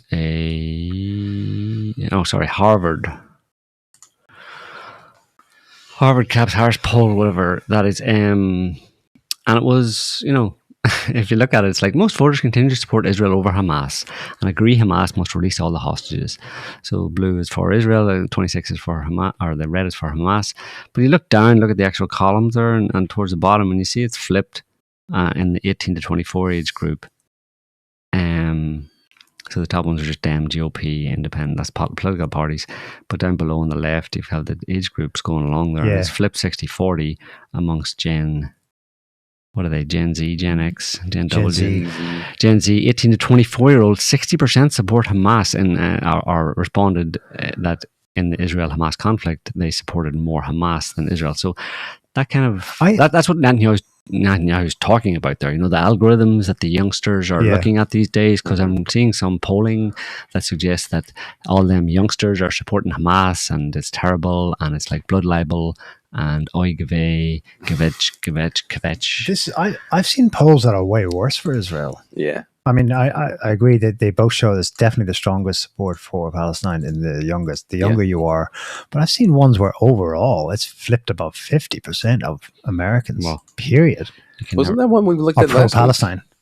The first time ever. Well, it depends on polling, CNN but there's certain polls have more credibility than others. That was a Harvard one, right? So there was a CNN one, I think, and there's CNN poster. CNN was saying CNN overall it has flipped plus 50% for Palestine among all categories of Americans, Republicans, Democrats. Yeah, I don't know about Boomers, that. Gen Zers. We'll have to look into it. I don't believe Americans have any sense. Sorry, Adam. So at least on the Israel-Palestine conflict, most of them. You just hate freedom. I just hate the freedom. There's a bunch of flotilla. He's always got that comeback. Is he? This is freedom. The thing about the American. You can take the slings because you're like, yeah, whatever. Freedom. I got freedom. I got the freedom. You're just jealous of my guns. You want my freedom? You won't take my freedom away from me. Wait, before we go on, I mean, I have to just throw it in passing. I mentioned the Israeli atrocity against the hospital. They also whacked Yemen's prime minister. Yeah. And a bunch of members of parliament, a bunch of members of the government as well. They bombed the cabinet meeting. 4 or 5 ministers. Ahmed al-Rawawi. So he's the Houthis prime minister, but still, he's de facto recognized even by Riyadh as the prime minister of Yemen. Mm-hmm. Just exterminated in an airstrike. Okay. So there's just a Tuesday for Israel. Yeah. And there's a humanitarian flotilla, another one, going to Gaza. I think they're leaving from Spain, maybe. There's a couple of Irish guys on it. Irish guys with Twitter accounts. Cork by? Yeah, the Cork fella. He's going on it, and Greta is on this one. Is she Irish now? No, it's not. Come. It's not an Irish flotilla. Okay. Neil, what are you talking about? It's a flotilla. It's always it's the international brigades, or a version of them. The 5th International Brigade. And Israel has come up with a plan to deal with this one. To throw her in a terror cell. Israel hatches plan to throw Greta Thunberg in a terror cell.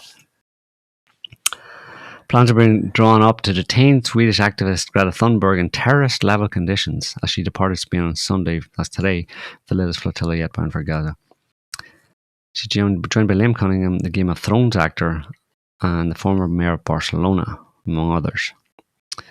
Dozens of ships are expected to set sail for Gaza from Tunisia and other ports in the Mediterranean Sea on September 4th to join the global Sumud flotilla, which aims to break the siege of Gaza.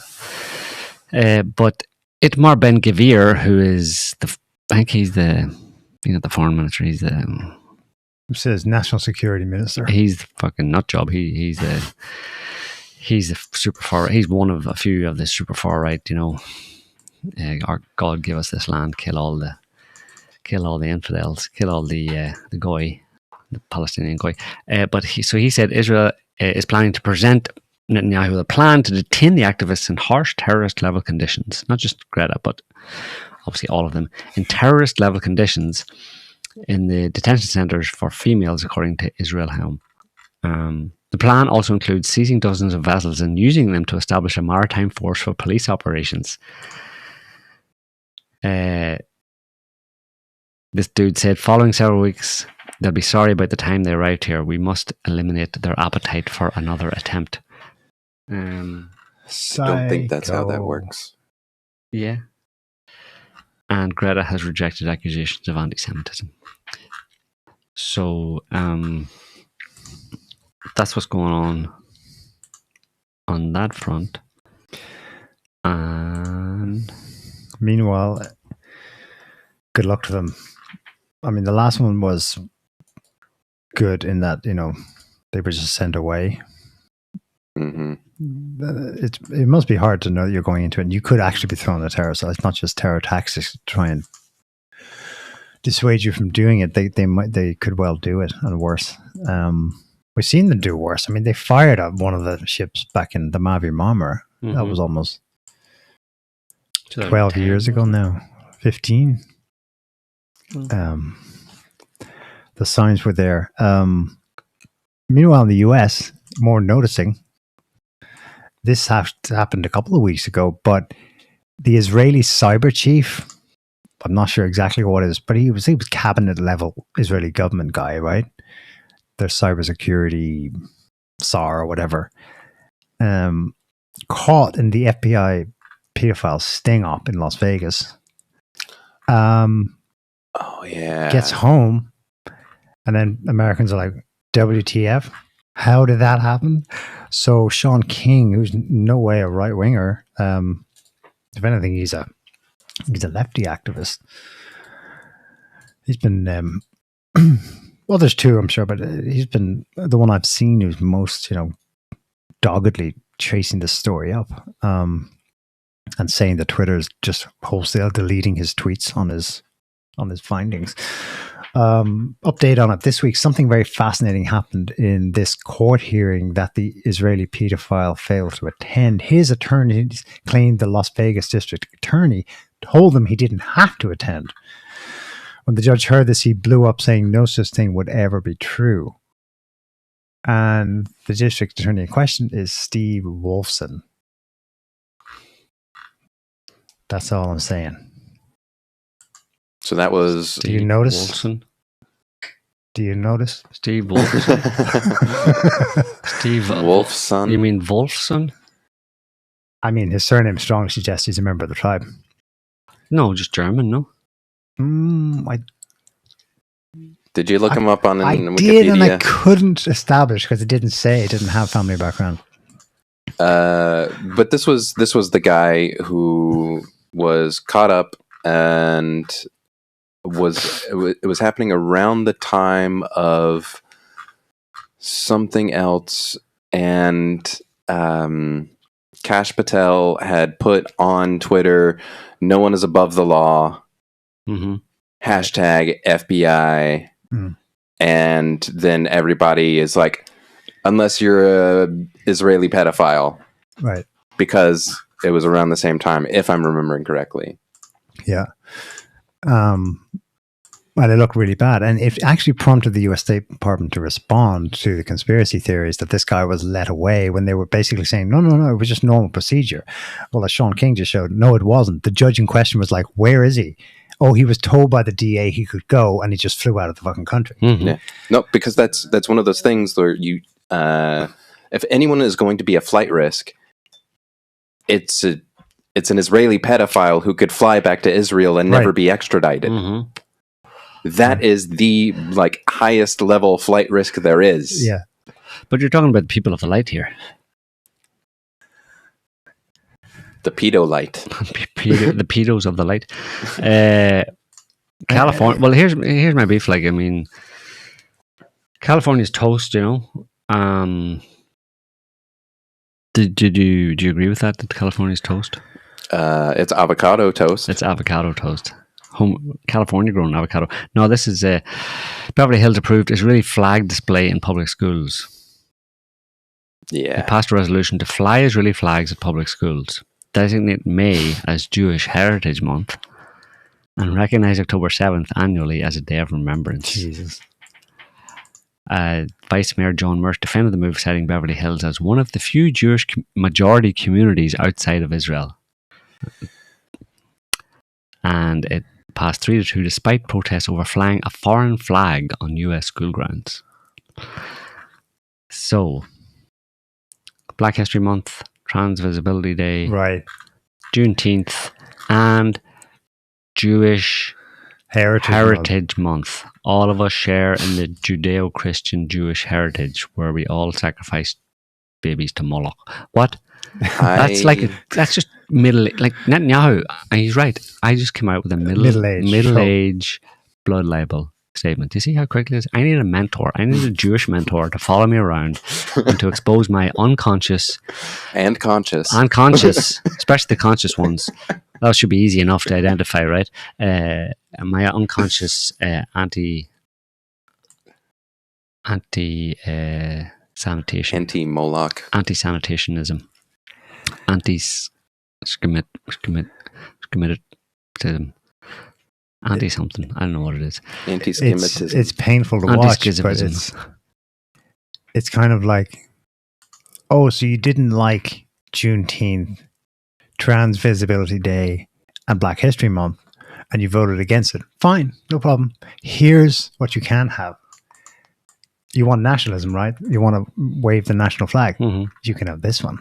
But then, I wouldn't overstate it either. It was Jewish majority area, like they say. There's other enclaves like it in West Palm Beach in Florida, obviously New York City. That's kind of what tribal, non-American or American hyphenated communities do all the time anyway, just to put the positive spin on. Also, it's downstream from how many US senators and congressmen have the Israeli flag flying proudly in their office. I think it's most of them. They stick it outside the entrance to their office. Now it's just a show of support because of October 7th, so it's just a fad and they'll go away, maybe. No. So this is downstream from DC congressmen doing it. Yeah. No, I mean, and it makes sense. The issue that I have with it is the fact that I was against the waving of the hanging of the pride flags in public schools. Number one, because it's evil. It's just pure evil. That'll do it. It's just a rainbow flag. Number two, it's children. And number three, this is America, not Queeristan. Right. So get it out. There's only one flag that should be hanging in any official or public. Yeah, flag. no, exactly. That's the thing. It's like these are public schools. These are publicly funded schools. These are getting federal funding. Yeah, it's state sanctioned effectively. The state that's sanctioning this is promoting it. So that's not cool. No. What did you think about? Was it an executive order? I don't know how it got passed, but I heard that in the US it's now illegal to burn the American flag. Yes. 1 year in prison, Trump said. Hasn't that been a raging debate for decades? It has. And it's a real... it's always not been prescribed because of the very freedom to burn the flag. Of course, conundrum. Freedom. My freedom extends to burning my flag, but I love my flag, so what am I going to do? Am I going to burn my flag for freedom, or am I going to not burn my flag for freedom? Which is the more freedom-y? Which is the more freedom-y? The right to burn the flag, or the right to have the right to burn the flag, but to choose not to? But that's still choice. Which requires civic responsibility, which is out the window these days. Yeah. So it has to be legislated. It's one of those kind of like impossible conundrums type thing, you know, where it's almost like an oxymoron, you know. You can't one negates the other, you know. You can't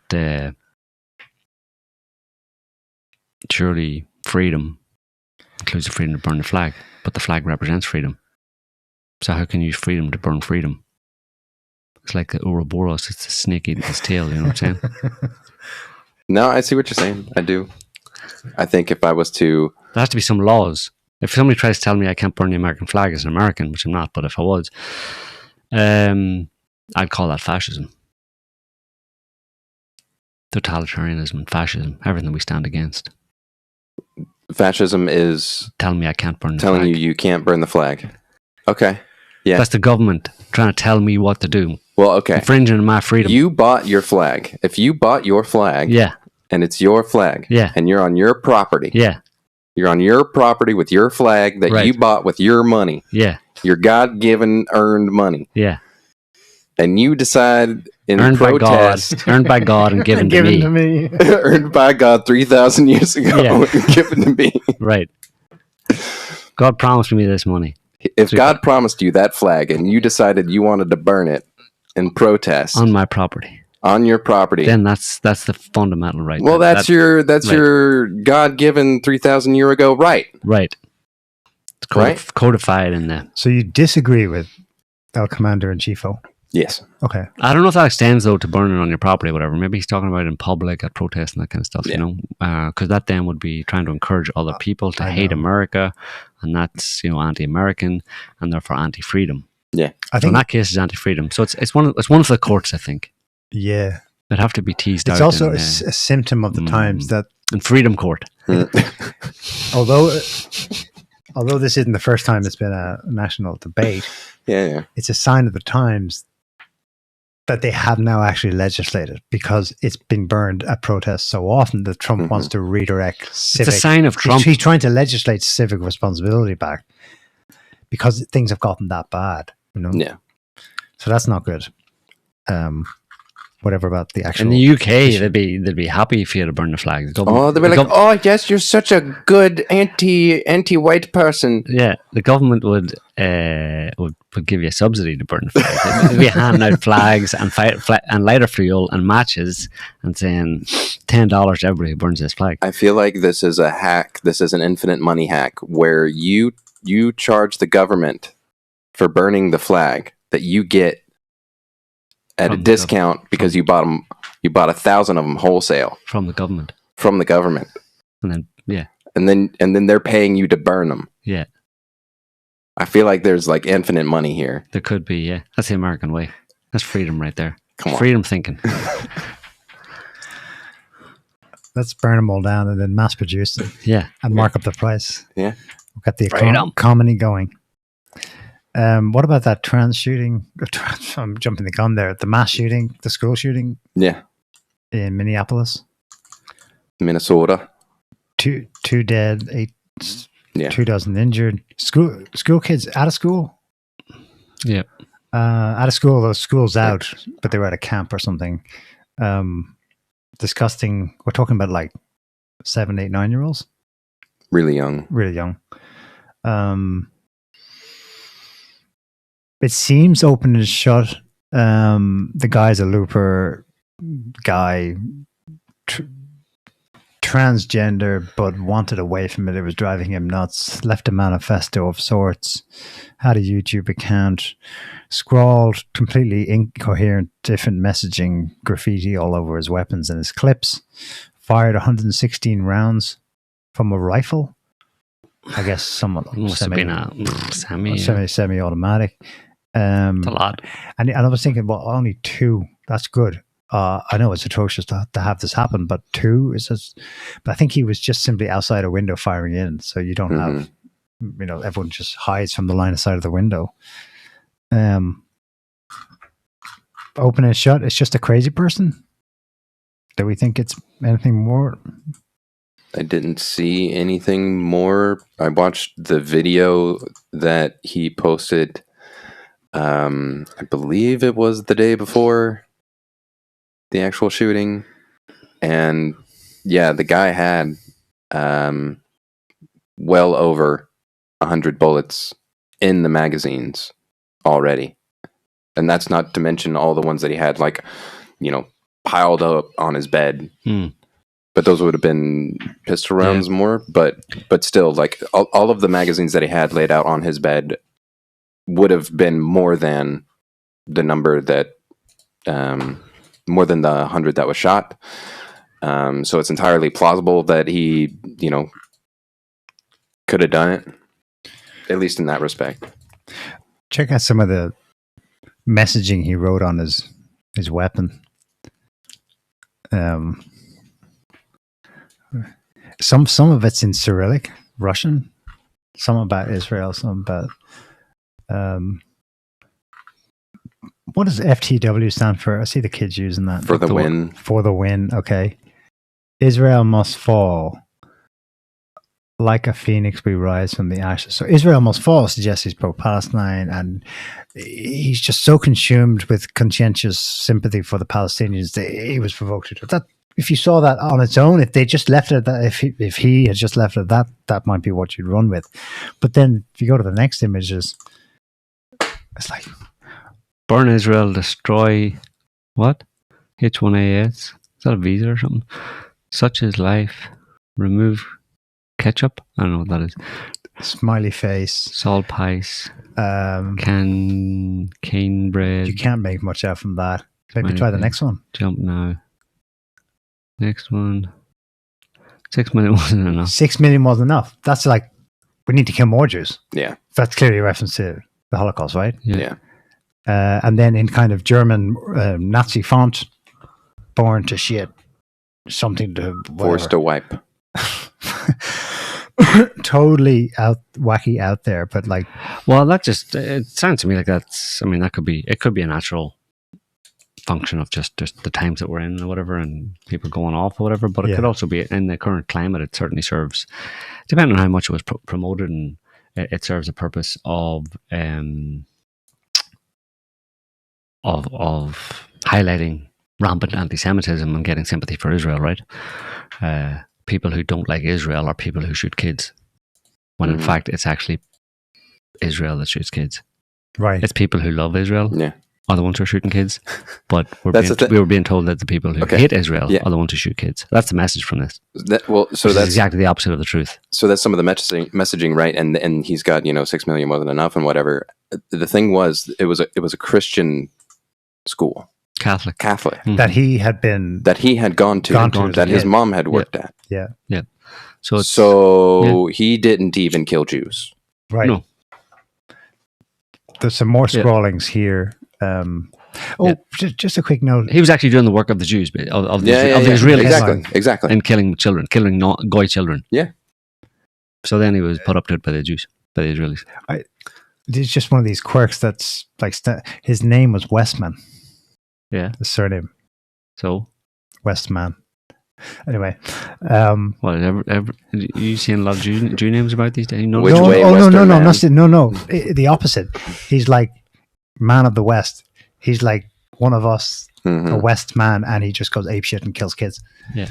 Anyway, that just be a kind of symbolical coincidence, but it is, in fact, it's just a coincidence.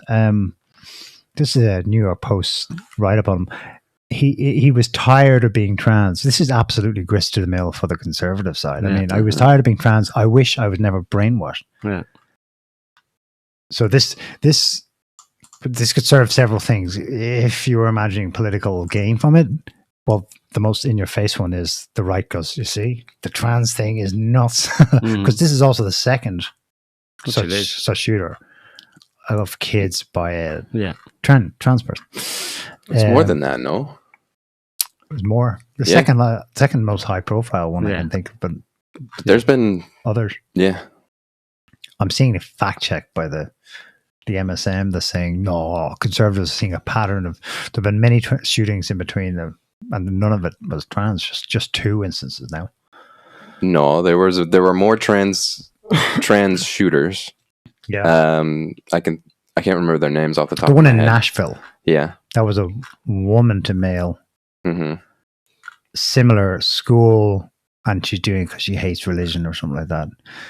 Can you put that back? Because they had more scrawlings on the guns. Scroll down there.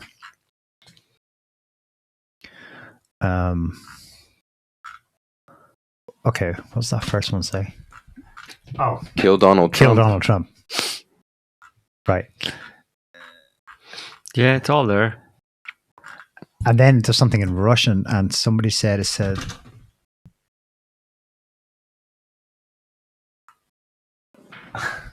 there's something in English. Why so curious?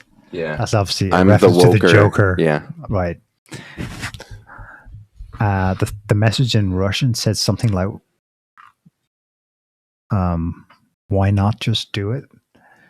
And then there's a sketch. I don't think it's included here, but there's a sketch he supposedly drew.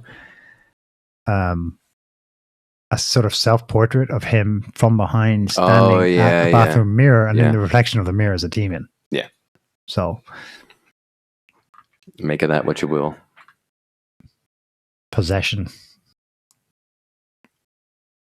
Or he believed himself to be possessed, and so he snaps and has to... Well, it's like, is he possessed, or does he just see himself as... Well, yeah, I don't know. But I watched that video where he is going along in his room, and he's like, you know, has the camera showing all the sides to the guns, because he scribbled incoherent and random crap all over his magazines, all over his rifles, and the whole time he's kind of like waffling between this kind of like how would you describe it, like pop culture references. Mm-hmm. And just like, oh yeah, so, you know, here's this skibbity bat bat bat, and it's just weird, like just disjointed, disconnected. Yeah, said almost like just matter of factly, or like it. Yeah, but that's so common that I don't know. I'm not sure what is it common with patsies, or is it common with people who actually carry them out? They're so psychologically disconnected from what they're about to do. Mm-hmm.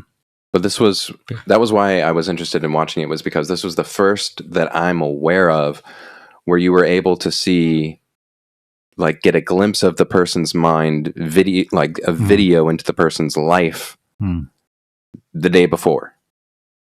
And like, you know, so whatever was going on, this was like the first that I was either aware of or was able to like look into. So I was doing it out of curiosity of like, you know, is there something kind of like obvious to me? And aside from the disjointedness of it and the disconnect between some of the things that he wrote about, you know, about how much pain he was in, and yet at the same time seemed almost content and happy the day before. Yeah. It didn't seem like someone who was in pain. Yeah, it's like so he's like saying about how much pain he's in, but at the same time, like blasé, and again, and caring about the fearing of the feelings of other people and his family members and things. And then, you know, in the next sentence of his little diary thing, saying like, yeah, those kids are going to deserve it. Right. Those kids I'm going to kill, they deserve it. And it's so disconnected. Yeah, it's just bizarre. That's crazy, people. And but you could also hold it in your mind that they're so easy to set up. Yeah, to use for real. I'm sure he was there, and I think he died by suicide. I mean, he was dead before the police even had a chance to take a shot. Is that right? He died by his own hand. Yeah, yeah. He had a. So that was the thing. He shows all of his guns, and I'm pretty sure the last one that he had was, and this is for myself, with the implication being that, oh, right, he's going to kill himself. Right. Yeah, that would be a first. A suicide note's one thing, but a confessional video complete with a calm description. Yeah, I haven't seen that before. Yeah, it's you keep an open mind for that. Like, I did see people like sort of jump the gun on it and go, false flag. they just got a whiff of this doesn't sit right. I think maybe because the guy's father was connected with a defense contractor, works in defense industry, but then so what?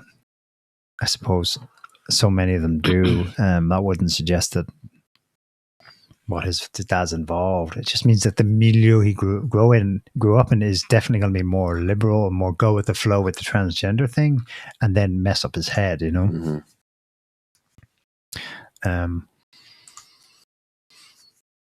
Yeah. It's twisted. Robin Westman losing his marbles. The man of the West going. Can we name a dead person? Is that possible? Name a dead person? Don't know. Yeah. Yeah. Okay. Well, that's all the major news. I don't know if this is news because it's been noticed as a trend for a while. There were 2 papers published 10 days ago, but apparently there's some new data published this week about the AMOC, Atlantic Meridional Oceanic Current. Overturning. Slowing down. Yeah. Overturning current. That's been a thing for a while. Yeah. Is there something new? I think just some number crunching. Maybe there's a new study. But anyway, in the graph I saw, it's projected. It's shown over like from the 1970s to today. And it is just trending downwards. Yeah. But there are some climate scientists who that's their thing. They kind of stay away from whether or not it's man's fault. And they never mention that the reason it's a threat is because of bloody ice age conditions. But they're quietly plugging away mostly on, you see their videos on YouTube and they're alarmed.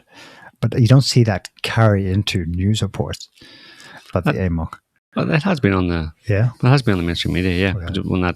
Because there was a recent study came out and there was a problem with the title or whatever, the way it was reported that it hadn't actually, it wasn't as extreme as it was reported. Basically, I think it was shut down and it hadn't shut down or whatever. That it was exaggerated or whatever. But that was like a month ago or 5 weeks ago. But I don't know if there's. I mean, it's not the kind of thing where there's going to be a. It's not the kind of thing. It's there and then it isn't. No, not. Maybe if you live 10,000 years or so, and it's kind of like you have a very long, insects are very short. Like one second can be like a year for an insect because it lives so short. If you live for a very long time, like 1,000,000 years, 10,000 years was a very short period of time, then maybe you could say that the AMOC would collapse in your experience in a very short period of time. But for us mere mortals who only live 10, you're talking about that's a process that takes a long time, thousands of years. So you're saying it won't be like the day after tomorrow? Unfortunately not. I was going to be the hero. Hollywood has a lot to answer for in terms of giving people a very false version of reality.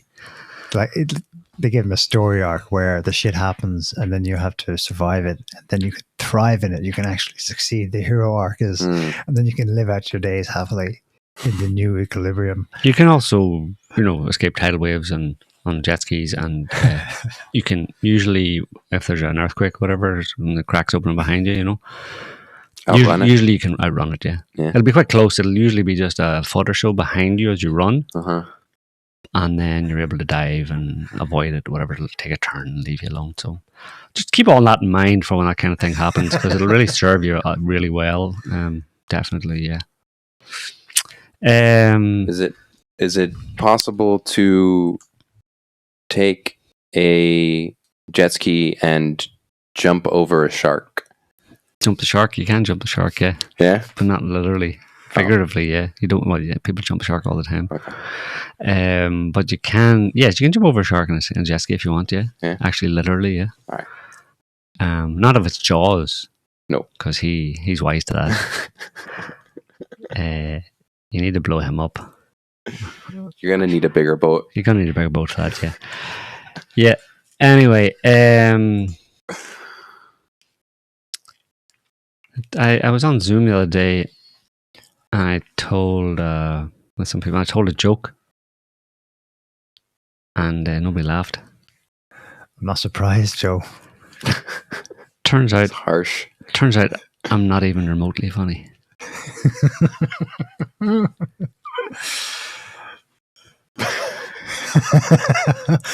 Turned out I'm not even remotely funny. So there you go. Good job. That was And funny. in that joke, I was proving the reality of the joke as well. Yeah. Because nobody laughed, apart from Neil. Anyway, we'll leave it. They're all laughing. They're very funny. It was hilarious. I know. Thanks all for your sympathy laughs. And thanks for watching. Hope you enjoyed the show. Thanks for commenting and whatever else you were doing. Hopefully it was appropriate. We'll be back. Who's saying what? Lols. See? Someone's lolling. People are lolling. Somebody called BS is lolling.